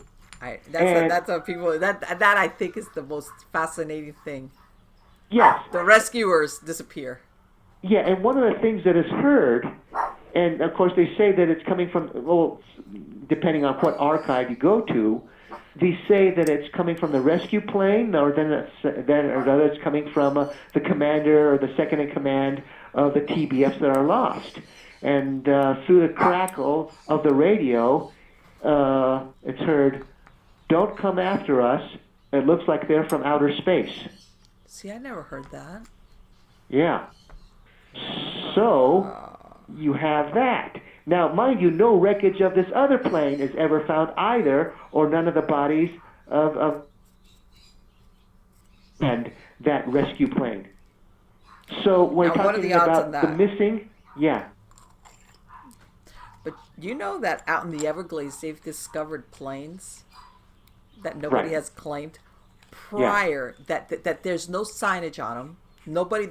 They don't correspond to any missing planes. Okay. Mm-hmm. And before people go, "Oh, that was the drug trade," these were planes pre-drug, running here in South Florida. And where those planes came from, they found them out there in the Everglades, down in the Everglades, and they can't match them up. It's like, this plane belongs to who? How did it end up here? Nobody knows. Mm-hmm. So that's that incident that you're talking about. That's one of the most famous ones that that they attribute to things that have happened in the Bermuda Triangle, which is that there's no explanation. And I don't know if you've read recently, because you mentioned that thing about the compasses, which of course use the magnetic, pole, or the magnetic the magnetism in the earth, and that lately they've been experiencing the magnetic shift, the magnetic pole shift, which is why they've had to issue new reports for GPS systems, which back then didn't matter because it was Right. Well, let me say something about that Flight 19 and Alan Krasner, or Alan, whatever his name was. Now, I wrote about this extensively in one of my books, but I almost want to say that I've got a question here, because his name is Alan Koznar. His last name is Kosnar, and his first name was Allen, Allen. Koznar, Kosnar. So if anybody has any information of what this guy and was he a native down here? Was he living here, or was he just stationed down here? He was stationed here. Okay. Now, one of the, but again too, you just never can tell. I mean, who knows? I mean, if he was from Boston or from New York, maybe his uncle. So many people have moved on down from the Northeast to live in southern Florida. Sure. So the thing about this is that one of the stories, now I cannot validate this, is that somebody took his place. Now you say to yourself, well, who was that somebody? Who was number 15? Right. You say, well, okay, well then that's going to say, well, that's just too much science fiction. Was this an illusion? Is this just too good a story? Or did somebody really take his place, and was that covered on up? Or who was this person, and was it, again, too, the mind spins on that. Exactly, and of course there's nobody, there's nobody left to say one way or the other. And then fortunately back then, when this happened in those years, people knew when stuff was top secret, they kept it secret. It was like... Yeah, and I think to myself about the Twilight Zone, was that one of the gremlins disguised, the old William Shatner show where he's the person out there on that thing out there on the wing. Well, it's like, you look at that, which, by the way, that's such a great episode. It made such an impact because truly it was that when you step from your norm to the Twilight Zone kind of thing. But, what are the chances? And again, when you dissect that situation like what you just did, Alan, which is you have experienced airmen, clear weather. They're basically, because sometimes, for civilians, there's a delay in getting the rescue personnel out. But for something in the military, you know that it went out right away. Yeah. And they still can't find it. Nothing. No debris, nothing.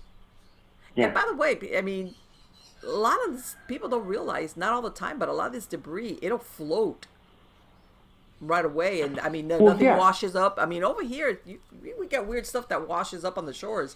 Nothing ever washed up. Like, what happened? Yeah, no life jacket, no oil slicks, no. Okay, so this is 5 planes that went down. These are going to be single-engined, 3 crewed. These are big torpedo fighter bomber planes, TBF, Grumman's. This is the kind that President Bush number 1 flew in World War II, and so that people that have anything, that know anything about the presidency, they'll say, oh, now I know what kind of plane this is. Not that I'm... Right, no, but in other words, I know what you're saying. This is not like a little Cessna, that's like a little tin can, and it's like, okay. Yeah, and I'll just say this, not that I'm a fan of President Bush number 1, but okay. So, yeah, so, but, and this other plane that goes on down, again, too, it's going to be a large plane. It's going to be 2 to 4 engine. And I guess it would be maybe 2 engine, and it has the floats, and it goes down. And again, too, no wing struts, no life jackets, no nothing, no. Yeah, so that's again too beyond belief. That's one of those things that people could say, well, with no evidence to the contrary. It's like, I mean, where did they go into the never? Yeah, possibly. I mean, I'm sorry, but I mean, things people don't realize when stuff goes into the ocean, things like I said float or end up washing ashore. I mean, ask anybody that lives along beaches some of the stuff that will wash ashore eventually. The tide will bring it in. Yeah. And for nothing to ever come ashore, believe me, that speaks volumes right there as to that something happened, and it wasn't like the most likely, which is that they crashed into the ocean and that was it. I don't think that's what happened to them. No, not at all. Something they were taken, and who knows what, if it was something that they came on portale,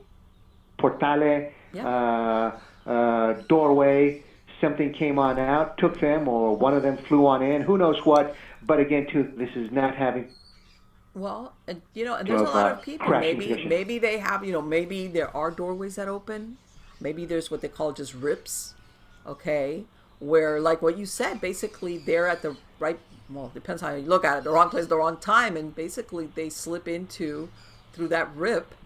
Or maybe that doorway was open for something else to come to this side, and it was, again, wrong place, wrong time. And it's almost like they just, and that is one of the hallmarks, displacement of magnetic poles, all the stuff that normally, all the laws that apply to this dimension, all of a sudden do not apply. Maybe it's for just a few minutes, but then that's all it takes.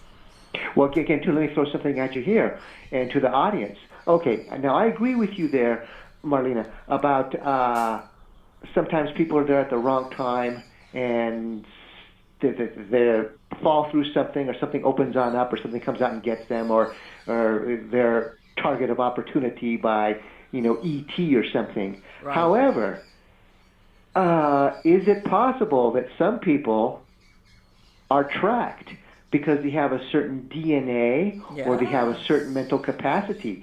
Because UFOs, and I've noticed this here with the UFO waves that we've had on over here. Mm-hmm. Now, sometimes you can see a UFO out in the middle of nowhere, and you can say, okay, maybe the person that I'm with, or some rancher or another rancher, there's only going to be 4 people that are going to see this UFO out in the middle of nowhere. Or again, too, you say to yourself, maybe there's constant times where nobody's going to see a UFO. Now, on other times, some of these UFOs are seen there over or by old Route 66. And you say to yourself, well, why did that UFO go on over this city, or why did it go on over or flank this major highway? And I use the old route because everybody knows about old Right. Route 66. Now it's a different name, I-25. But the point being about that, well, why did it go on over that? Was it looking for someone? Yeah. And that, yeah, you know what? And that when you start going, and then when we're talking about DNA, then of course we're talking about hybrids or genetic, where they've been tweaking with genetics, Yes. our DNA. And let me tell you something. I mean, we could go into that there's what they call the use of the CRISPR, which is what scientists nowadays do so that they can tweak genetics. And their excuse is that they're trying to basically get rid of genetic diseases, but it makes you wonder, maybe somebody was working on our DNA for some, in other words, doing something, then putting us back in place. I mean, it could be bloodlines. I've heard of that as well. Yes. And unfortunately, nobody wants to be thought of as a laboratory experiment. But I mean, I have heard theories that there is more than one type of extraterrestrial that is, for lack of a better word, monitoring. Some of them just observe, and Yes. others Well, are manipulative as to. I agree with you there. And there are different species on out there, and some are not warm and fuzzy. Yeah, not and ET phone and they home. do not want our. They're not there for our best interests. Some are, how do you say, just neutral. Maybe one, maybe two will, how to say lay off of these primitive humans, Right. and maybe they have like a, how do you say, some type of well, I hate to say prime. Well, I don't want to. Well, I start to say prime directive. I hate that because we can go. Because that's another guy, Roddenberry, and the Nine that and Roddenberry and Star Trek and the propaganda of that. But they have some. They're watching us, or maybe they're Right. protecting us from some of the most insidious beings. Yeah. And others, they just want to roll dice with us. There are many different species on out there that are doing this. And if you look at the different craft that have been seen. And here's something that's kind of interesting about, okay, is it a new craft, new beings? But the classic cigar-shaped, we don't see that too much anymore. Okay. Now what we do see is if the cigar is going to be flattened like a wafer with maybe some bumps on top of it. So that's, you say to yourself, is that a new craft of one species, or is it a different species?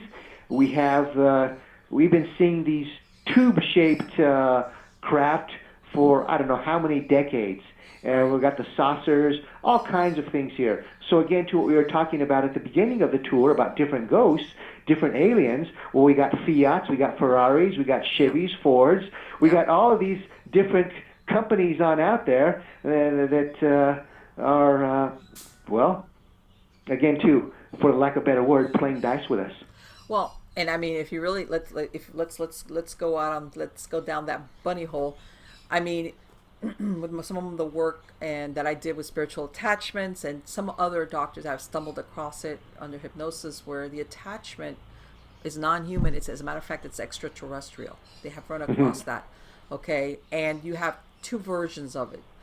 You have an attachment, which is a spirit attachment. It's just that it's from an extraterrestrial, or the attachment is purposely and knowingly an extraterrestrial that is like a parasite on the human host.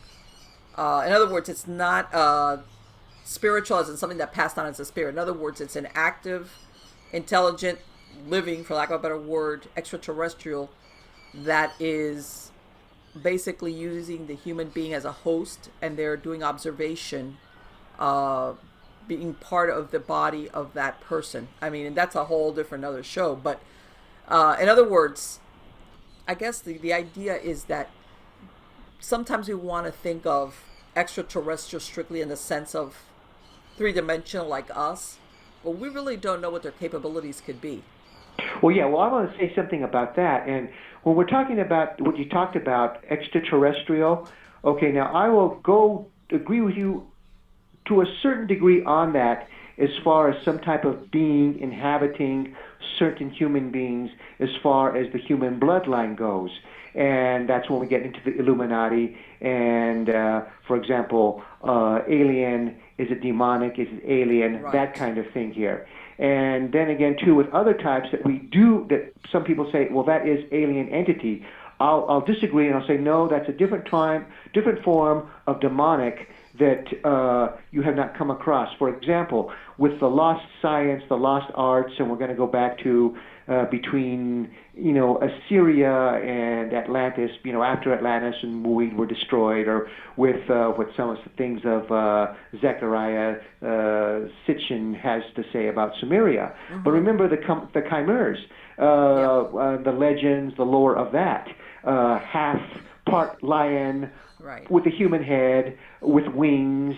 Right. Were these the bodies that that were built again with science that were given to the Assyrians or to the Assyrian? Right, which is like just think of the movie The Island of Dr. Moreau, where they were like so that you had these basically dummies or chimeras, so that you would have this entity, this energy, mm-hmm. be it ET or negative demonic being, come on in and inhabit that chimera. And that's what you're looking at. And it's very, very interesting. When you go into the bloodlines of some of these people that control this world, you say to yourself, my gosh, look at how they're always inbreeding with each other. Yes. And it's always, and people say, well, that's to keep the money inside Los Familias. Well, no. It's more than that. And talking about the blood, and if you go into the ancient kings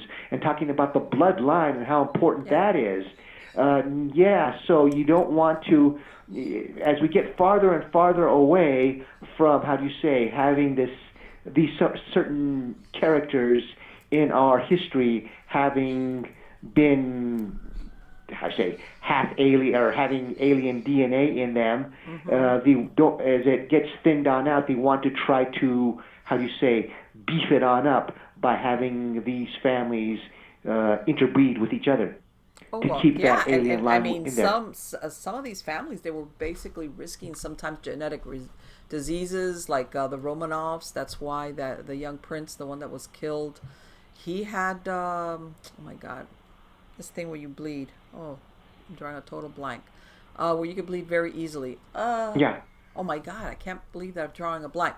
But a lot of those diseases sometimes are from too much intermarriage among the same bloodlines. I mean, they were willing to risk that, is my point, just to keep it within the family, knowing that there was a danger. And remember, a danger. But remember, with these bloodlines and the way that they are, or these ruling families, you look at how they rule, and they rule through the monetary system. Oh, of course. And again, too, that goes into the political system. I mean, remember Thomas Jefferson said, it doesn't matter if you have a strong army. With the way things are, I'm paraphrasing, mm-hmm. How you control a country is through its banks, through its monetary system. And we see what's happened in the past. And we see that what happens with, well, it's not happening now, but I mean, it's what's happened in the past with different USA presidents who are just basically puppets of Wall Street, who are, in other words, I think that's you know what? I think that now with the internet and the dissemination, or the ability to disseminate all this information, because a lot of people are going, oh my God, it's like, it is a disagreeable truth. Yeah. But it's like, okay, let's face it, you do feel like you are, for lack of a better word, like part of the matrix. You, as much as you think you have free will, or you there's a lot of your life that's being manipulated, or the circumstances of your life. How's that? Well, I'd say this: how we got free will, but again, you got to get that free will. You got to snip the cables of the puppet masters that control you. Yes, but you know what? I want to tell you something, Alan. That requires people wanting to be responsible for themselves, and a lot of people are afraid of being responsible for themselves. Yeah. Okay. Yeah. They're very and that scared goes back of to that. the dumbing down of the people. Yeah, the sheeple. Yeah. And people are afraid of they'd rather say, well, if you're going to keep me safe and secure, and I don't have to worry about things. It's like, yeah, but you're giving a lot in exchange for that. A lot. Mm-hmm. And that's not what you're put here for. No. You're not put here to be part of the beehive. No.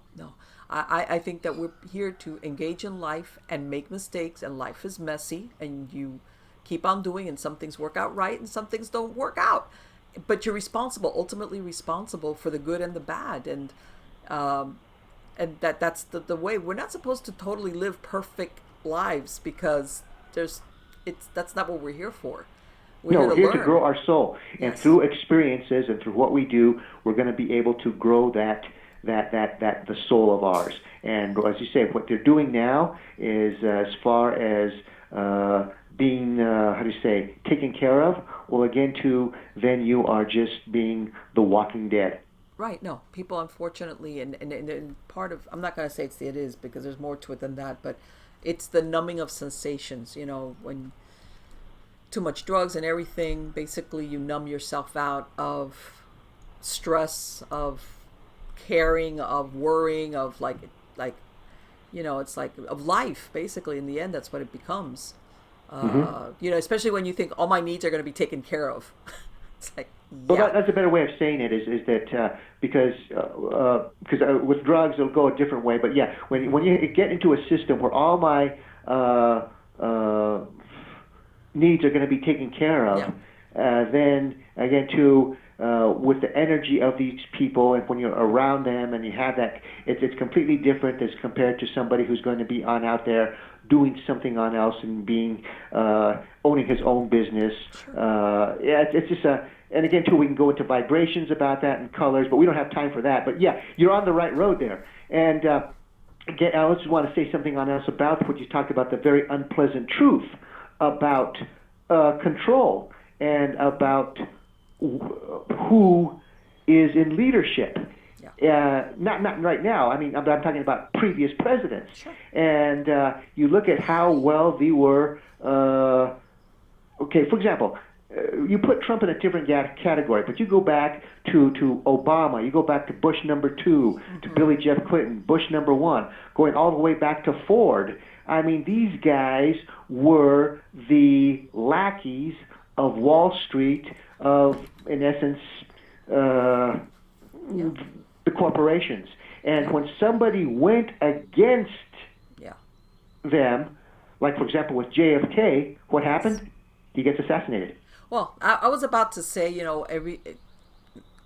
being president of the United States, it's considered that you are one of the most powerful persons in the world. But people don't realize that, not really. I think that I'm going to use that word, the deep state or shadow players, that really are the ones that have the reins of power. And they don't come and go every 4 years, in other words. They've been there for a long time. Yeah, but now, as you said, it's being exposed, and we finally got a president who's talking about it and talking about media manipulation and calling it like it is, the fake news. Yes. And, gosh, I mean... for example, let me tell you something. It's like people was like, I'm telling you, you think it's like, why can't you just tell me what's happening? Don't give me your opinion. Just tell me what's happening. Period. Stop. Well, no, we got a lot of Goebbels out there that are Joseph Goebbels, who are going to give the company line for the deep state, and it's maddening if you're. Well, I guess it's if you're. You got to get to the point where you say, I don't want to be I cannot get my Radio Moscow, my Radio Havana type of propaganda from CBS or ABC or NBC anymore. But one of the bad things about that is they're trying to now control the internet, so that if somebody starts trying to tell it like it is, they're going to shut you on down because Right. it's not PC, politically Well, correct. the only thing about this, Alan, is that I think a lot of people who normally had their heads buried in the sand are going, wait a minute, what's going on here? People that normally would not pay attention to this are going, what? And it's like, Yeah, yeah, thanks. I'm glad you're paying attention because we're about to go off the side of the precipice. Hello, yeah. everybody better wake up. And I'll just say Um, this, and I'll say this because your family's from Havana, from Cuba, and like about what's like the Second Amendment. Well, what did Fidel do? yes, Okay, he takes everybody's arms away from them yes, so that they cannot fight the bad guys, and that's what the yes. Second Amendment, what they're trying to do here in the USA. And like you said, hello, I mean, and people don't realize, when a lot of people say, oh, because, the people that are now that call themselves socialists were not communists. And Fidel didn't call himself a communist until he was very well established. He was exactly, even questioned about it, and he denied it. yeah, Okay, and it's let me tell. And in the end, even after he took power, he kind of slaughtered just about all the supporters he had within the military and infrastructure that had put him in power. He found ways of decimating them. I mean, it yeah, wasn't just people that were against him. These were people that had supported him.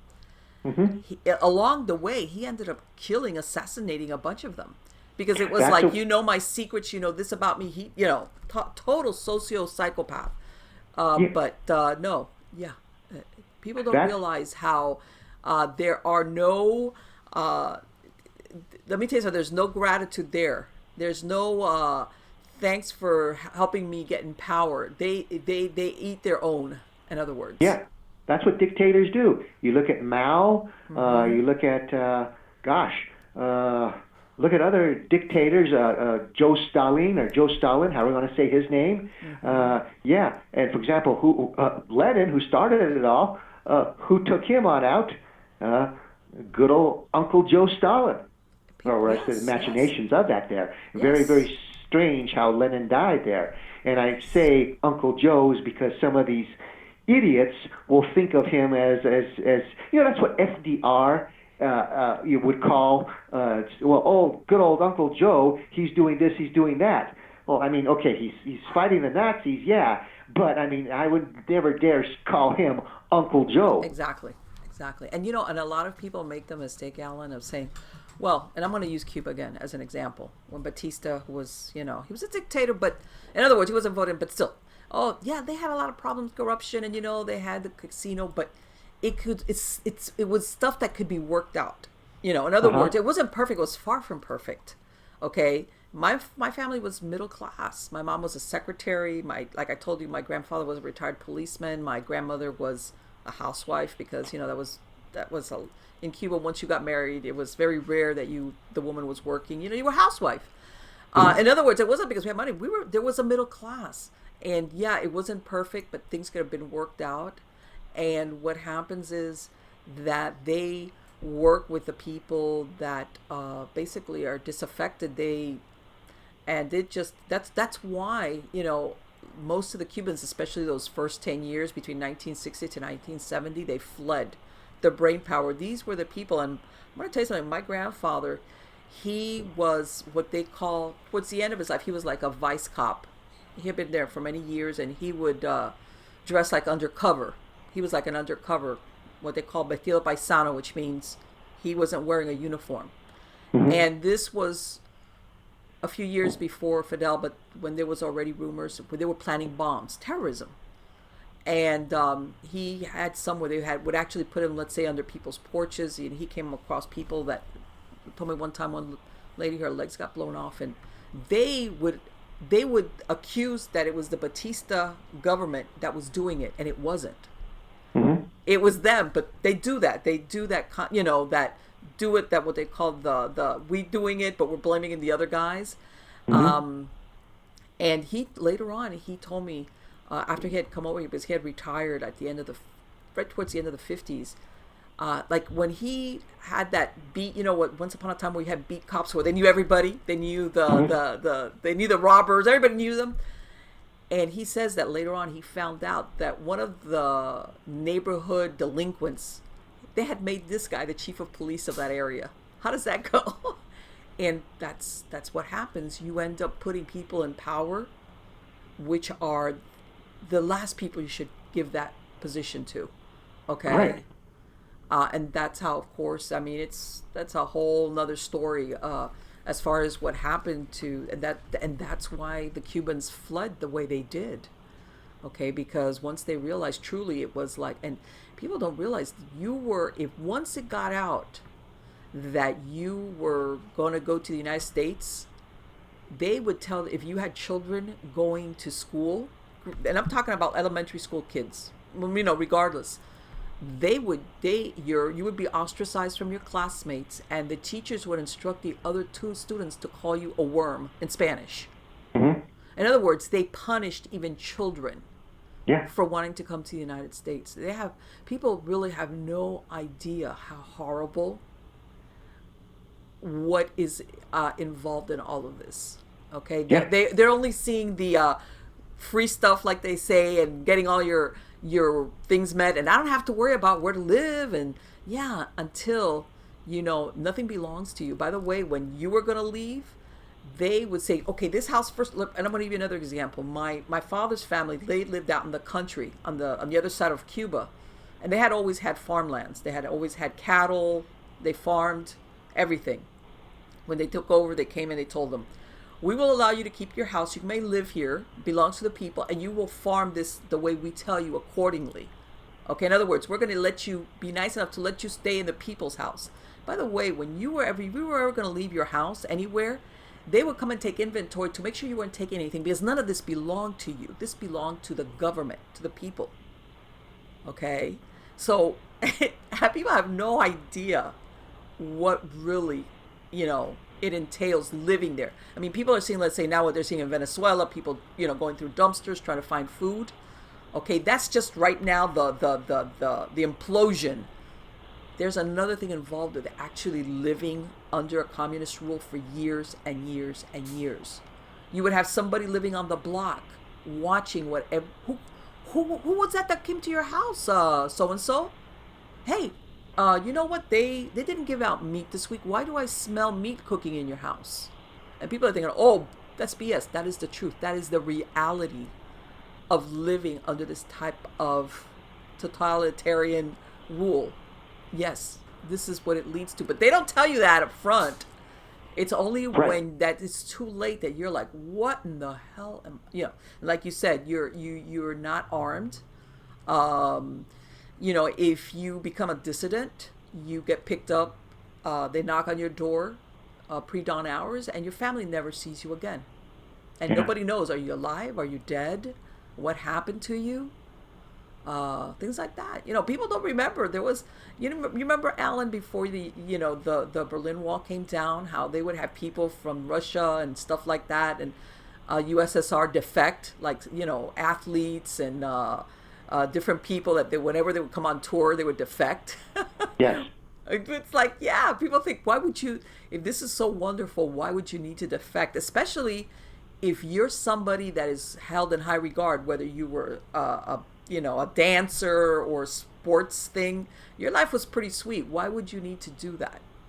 Yeah, like Baryshnikov and Nureyev and all these others that defected. Yeah. And you say to yourself, well, okay, if you're at the top of the food chain, why are you doing this? Yep. Yes.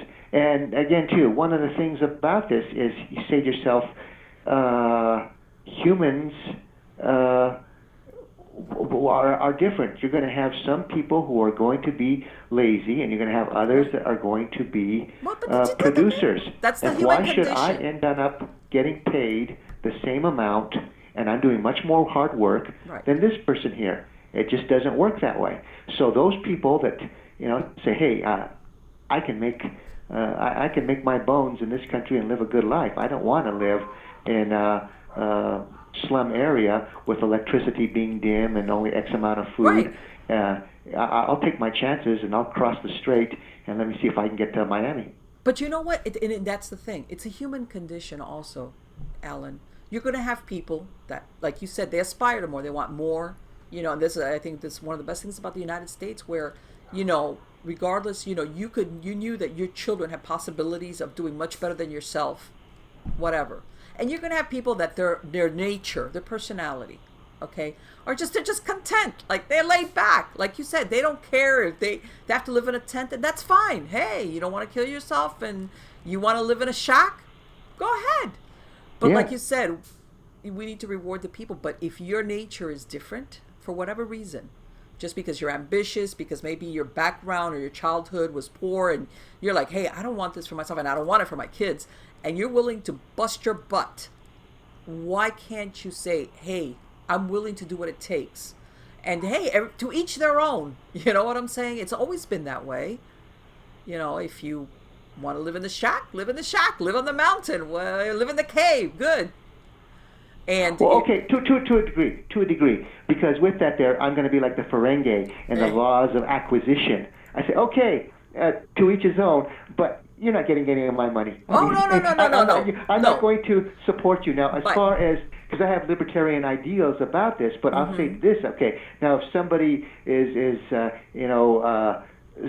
strapped, etc., and they have a mentally handicapped, well, then the government's got to step in and help for the blind, etc. here. But as far as it being the handout system, and that's what they're trying to, well, not right now with this administration, but with other administrations, to turn it into the handout administration, handout, I should say, society, that's no good. And again, too, that's what previous administrations have tried to, I'd say, plant that seed in American society of it being a handout society. Well, you know what? I think that, you're going to have a segment of your population which sometimes temporarily needs a little bit of help. That happens. You lose your job, okay, and then you go and you get another job. And then you're going to have a segment of your population, like you said, that through some disability, something that they need permanent help. And I think that our governments up to a certain point account for that. Like, we know that this comes with having a society, but that's different from like people that have no business. Like you said, if you want to be a person that makes the works the least because you have no ambition to go any further than living in the one-room shack, go ahead. But why are you going to punish the person that... It's not one-room shack. What it is, it's going to be Section 8 housing. And that's not correct, because then you're saying to yourself, hey, listen, you're really bending the rules on that one here. Yes. This is for people that want to get ahead, that are having a hard time, and but no, you are you've made this a career. Yes, and you know what? I've heard, some of for example, some of the shelters. Usually I believe, not all, depends. I'm talking about local ones here in Miami that I know of, that normally if you went there, you would go there for, basically, they gave you like a limitation of certain X amount of months. In other words, 6 months, I think it was, so that you could get yourself together. But what would happen is people would end up being there years, okay? Because let's face it, if I don't have to worry about paying for a roof over my head, okay, and I have children, before you knew it, a couple of years had gone by, and they would still be in the shelters because there was no inducement whatsoever to move on up, to better yourself even just a tiny bit, so that you're just independent. We're not going to say you're going to move into the penthouse, but God, and it's unfortunate, but the nature of some people is that if you don't push them out, like, fly, little bird, fly. They're not. They're not.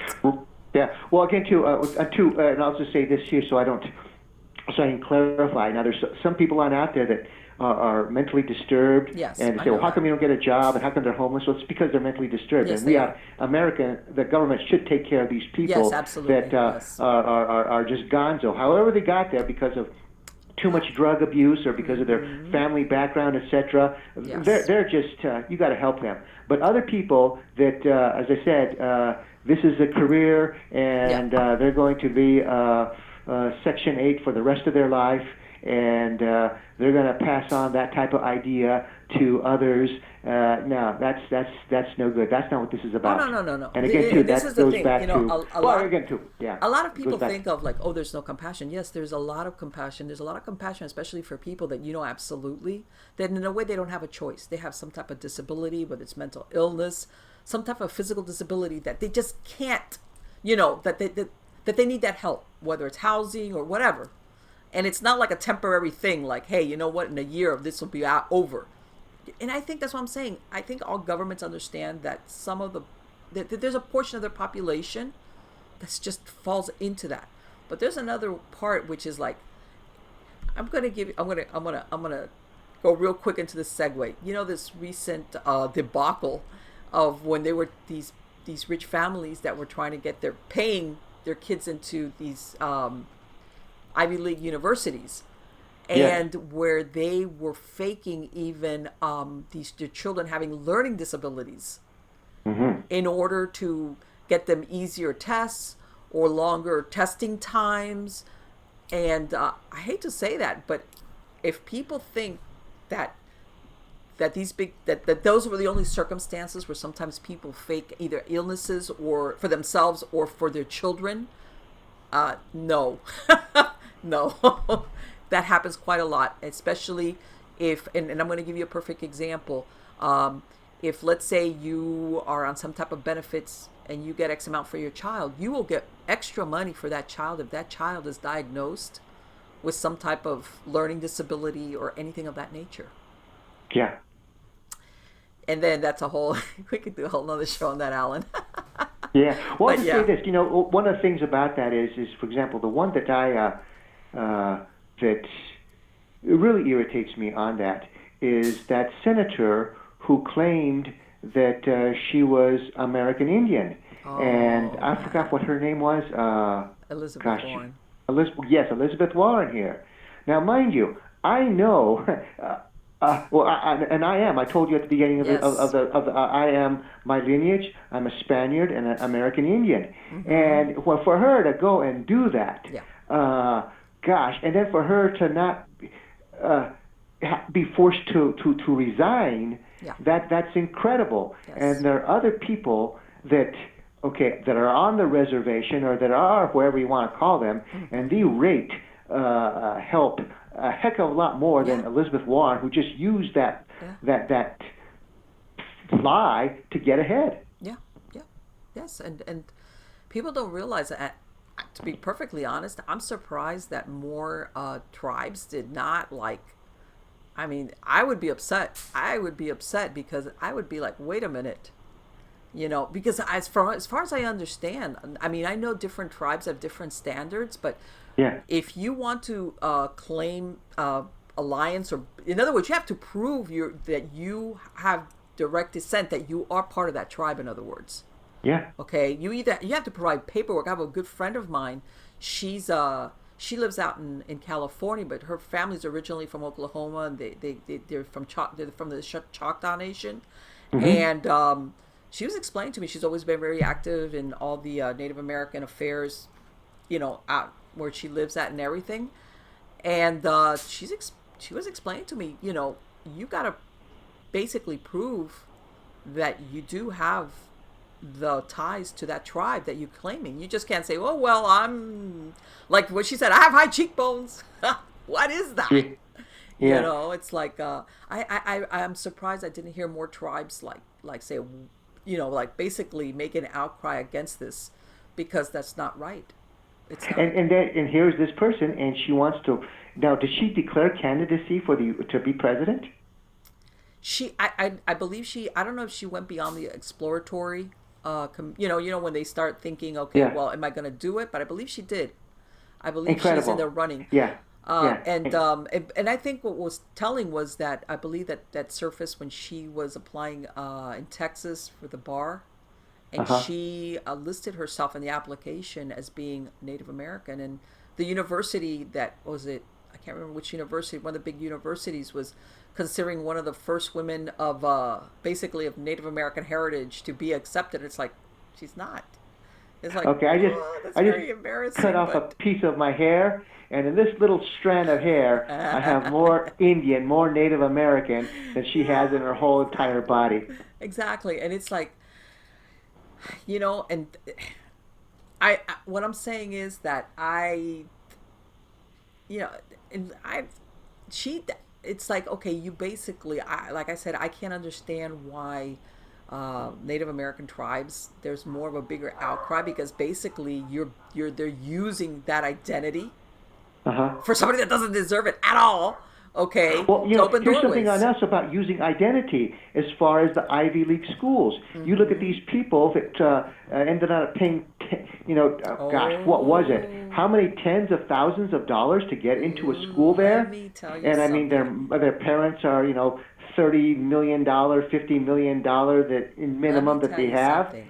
And you say to yourself, geez Louise, how shallow are these people to, I mean, if they had put that money into getting their kid would not be able to start a business to begin with. I mean, it'd just be wasted because of apparently, but I mean, if they had thrown that money to the kids and said, you go start a business, but nevertheless, and this is the hierarchy that you're looking at that ends on up in the media, in filmdom, in government. They go to these schools and they say, well, because I got an Ivy League education, or I went to this West Coast university that is the elite, I know better. But can you imagine the fallout from this, Alan, that you were one of these people, whether deservedly or not, that you got a degree from one of these places? How much is that degree worth now? A lot less, I'll tell you that much. Well, I don't know, because remember, you go on in there because you want to be with the kids from Union Carbide or from, the Rockefeller type of thing here.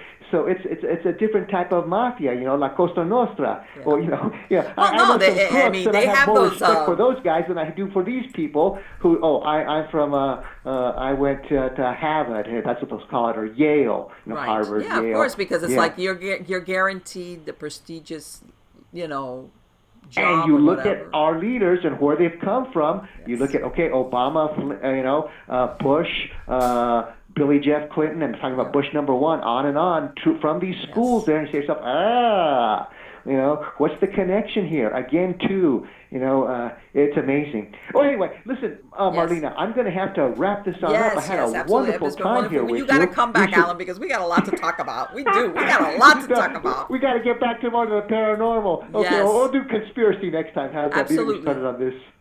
It has been great to speak to you. Okay, and I'm going to be getting in touch with you soon to bring you back, and we can, man, there's so many things we could talk about. I'm telling you, it's endless. Right, yeah, because you already done 2 hours, and again, too, with my gigs and stuff like this. Sure, I understand. Okay. Well, all right, let me just say this before I go. That's Allan Pacheco, Santa Fe Ghost and History Tours, or Google or Yahoo, Allan Pacheco or Al Pacheco. You'll get to my website, and it's filled with all kinds of paranormal information, UFO, ghosts.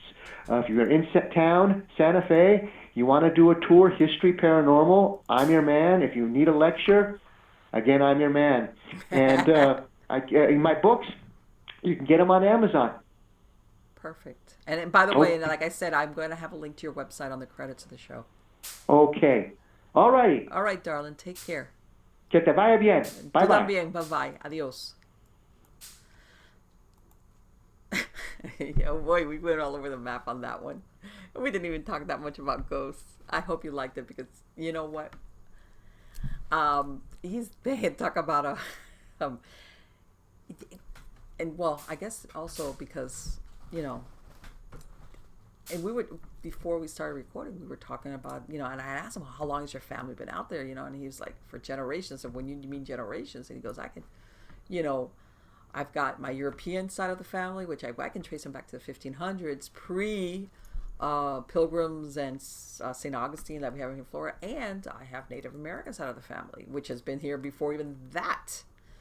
And I said, well, then you definitely know the real scoop on, because when people live in an area, like your family, in other words, has lived in an area for a long time, you know the skinny, you know the truth, not the hype or what goes on or what is published. You get the real stuff about what goes on or has gone on in that area. And like he said, he's been doing the tours for 30 years or at least. And I'm going to have to bring him back so he could tell us stories about all these places, because I'm sure that a lot of these places, like we were talking, the experience he's had firsthand and people that have gone with him. And if it's true, when you go to Alan's website, you see a slew of photographs that people on the tours have sent him about stuff they photographed, like when you look at it after the fact, things that they've found that they photographed on their tours. Excellent tours. You could tell just by looking at the pictures, how basically those pictures are like testimonials. And he's very knowledgeable, and you can tell he does different tours, and absolutely he can, I guess, depending on what floats your boat, he's going to have a tour about it and knowledgeable. And like I said, I've gone on different tours in different places, and the ones I truly enjoy are the ones for people that really know the history. Even if it's a ghost tour, the history, the behind the scenes information that you never see in a history book or never made the paper, or is out there in the public. This is like, hey, the real story on this, the backstory on this event or this family or this building or this haunting is blah blah blah. And people like Allan are the ones that fall into that category because they've just been around.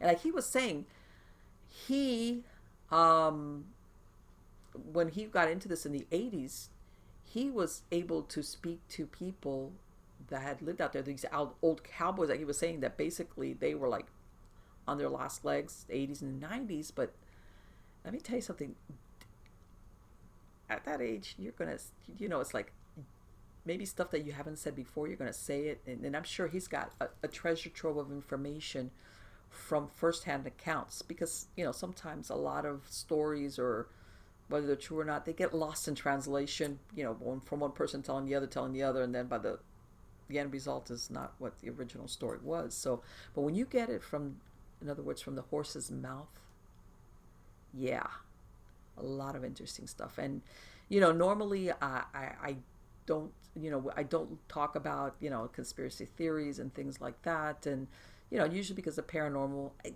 want to say that the paranormal is almost like it's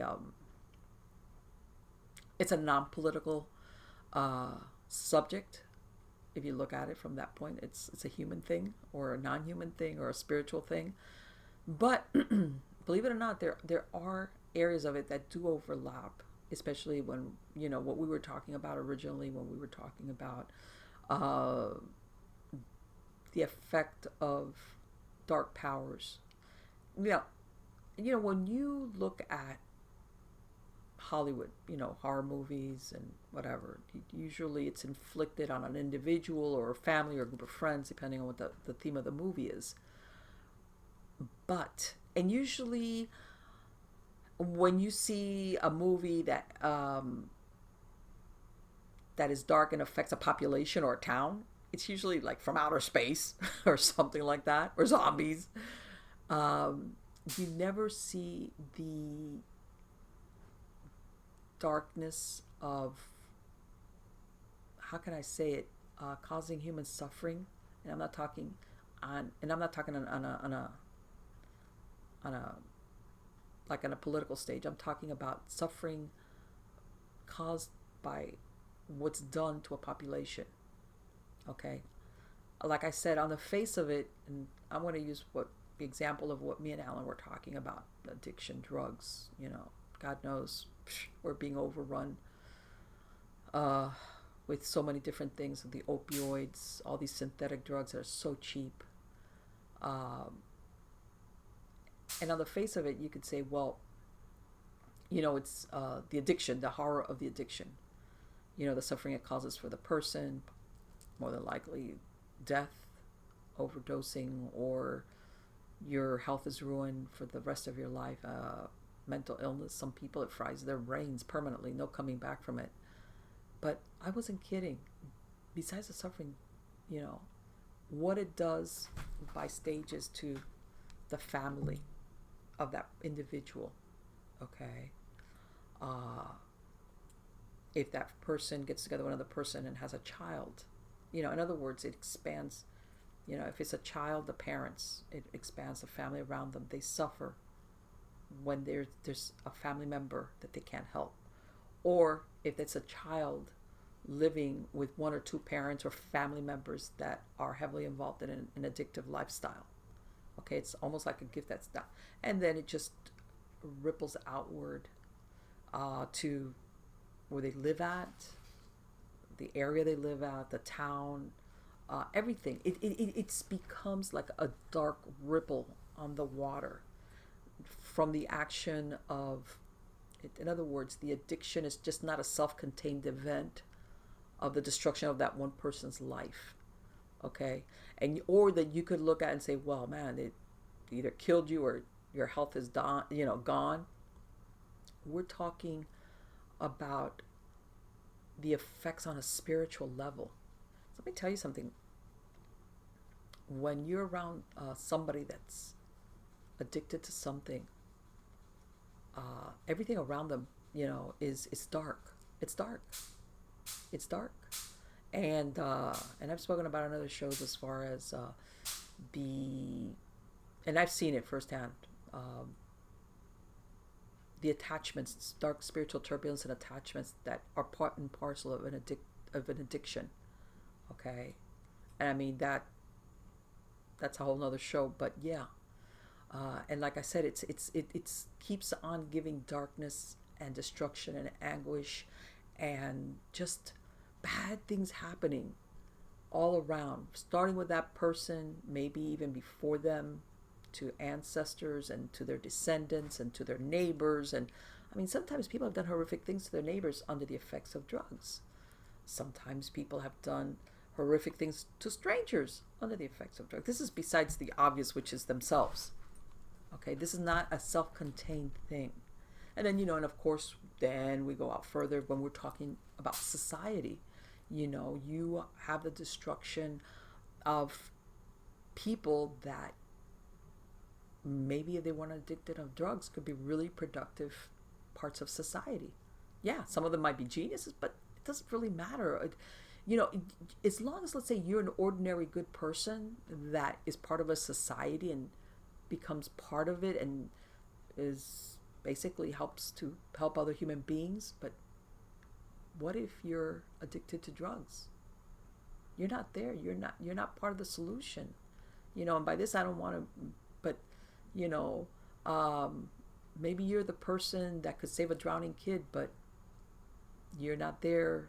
That moment, that role that you might have played if you weren't addicted is not. You're in a crack house somewhere smoking some crack.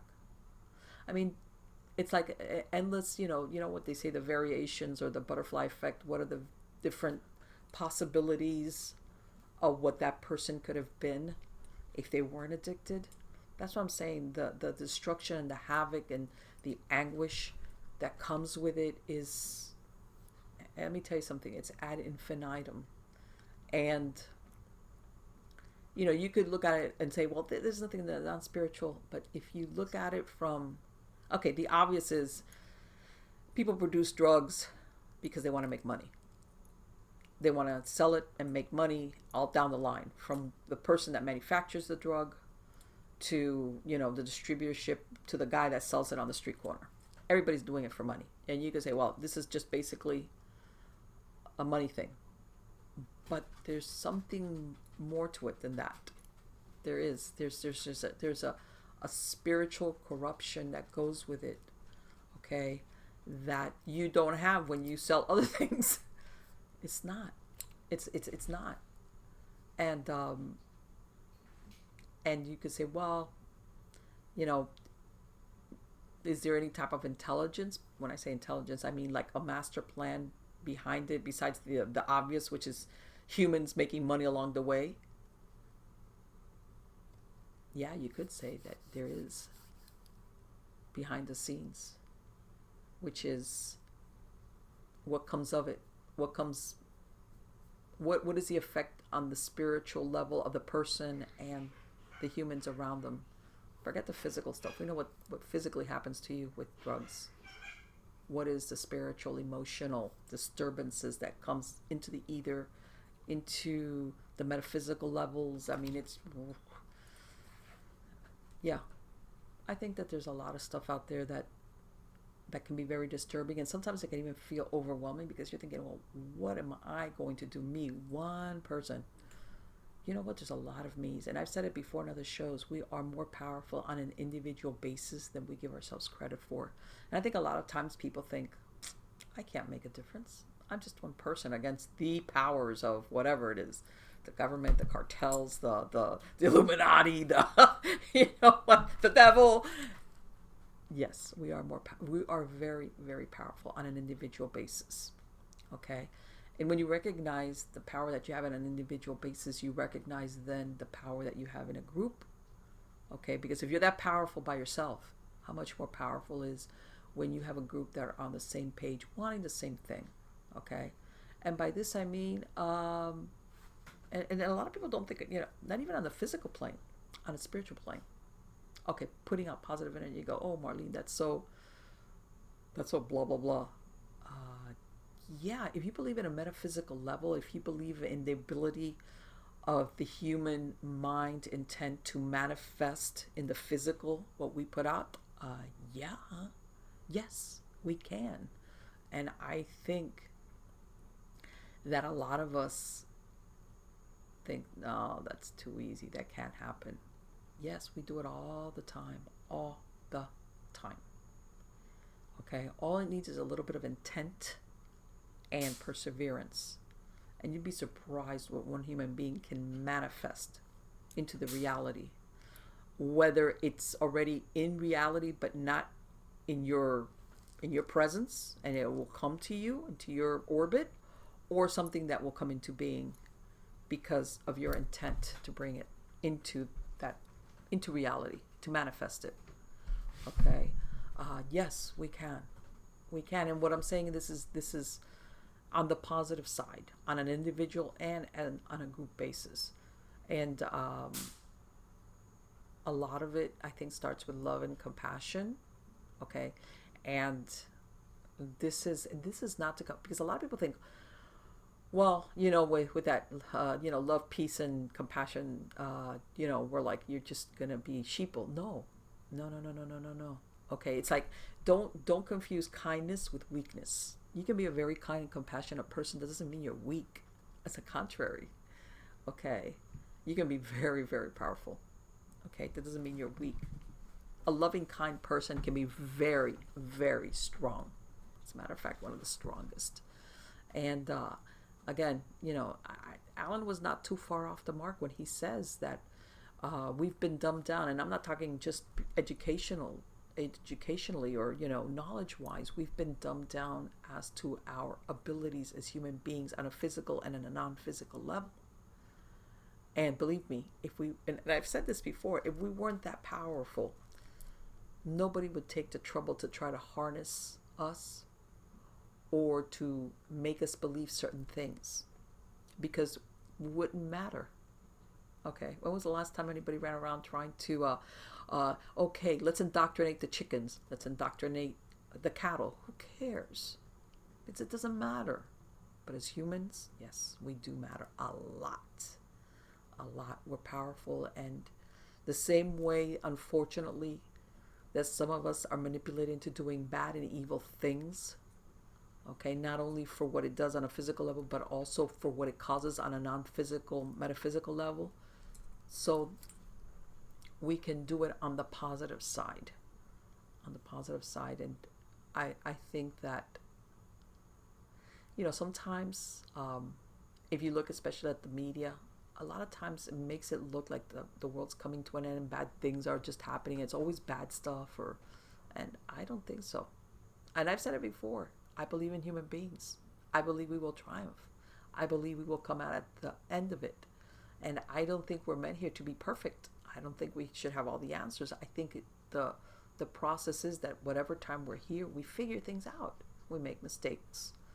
Whether it's collectively as a group, within a family, a town, a city, a state, or on an individual basis. Okay? It's to figure it out, engage in life.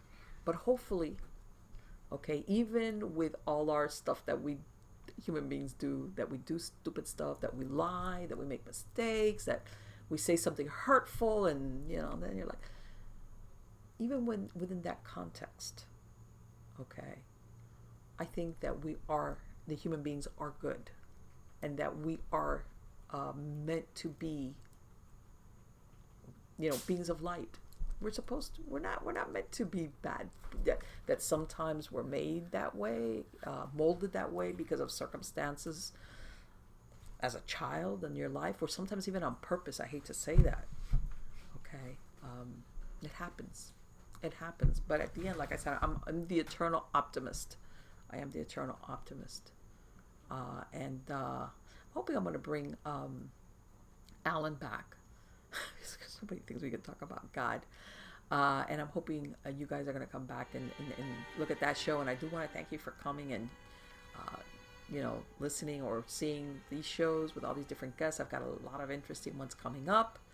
Pretty soon I'm working on season 7 of Stories of the Supernatural. And the True Believer Stories, it's on supernaturalstorytime.com. And then if you're into the classic ghost stories, go to nightshadediary.com. And you're going to find me on all the social media platforms. Like I said, usually I'll put on there links to stories, so you can even listen to the podcasts either from the social media platform, or you go to miamighostchronicles.com. You find the actual MP3 files you can download, or links to the different podcast platforms like iTunes, Spreaker, Spotify. You're going to find the shows there, or the links to the YouTube video, however you want to see it. Okay, again, if you have suggestions for either subject matter for guests, that by all means send them to me. I'm working on another book, and I'm trying to bring some true believers that I could actually film, that won't just send me stories. That I would like to interview them, even if I don't get them, that I could interview them, even on their voice, for them to tell the story. Because I'd love to hear, even though I can retell it and people write the story, I love to hear when people tell the story, especially when it's their own experience. There's just something about it that's, that it's not the same thing when it's retold, in other words. So, yeah, I've got a lot of good things planned. And again, you guys are wonderful. Thank you so much. And it's interesting. Take care, guys.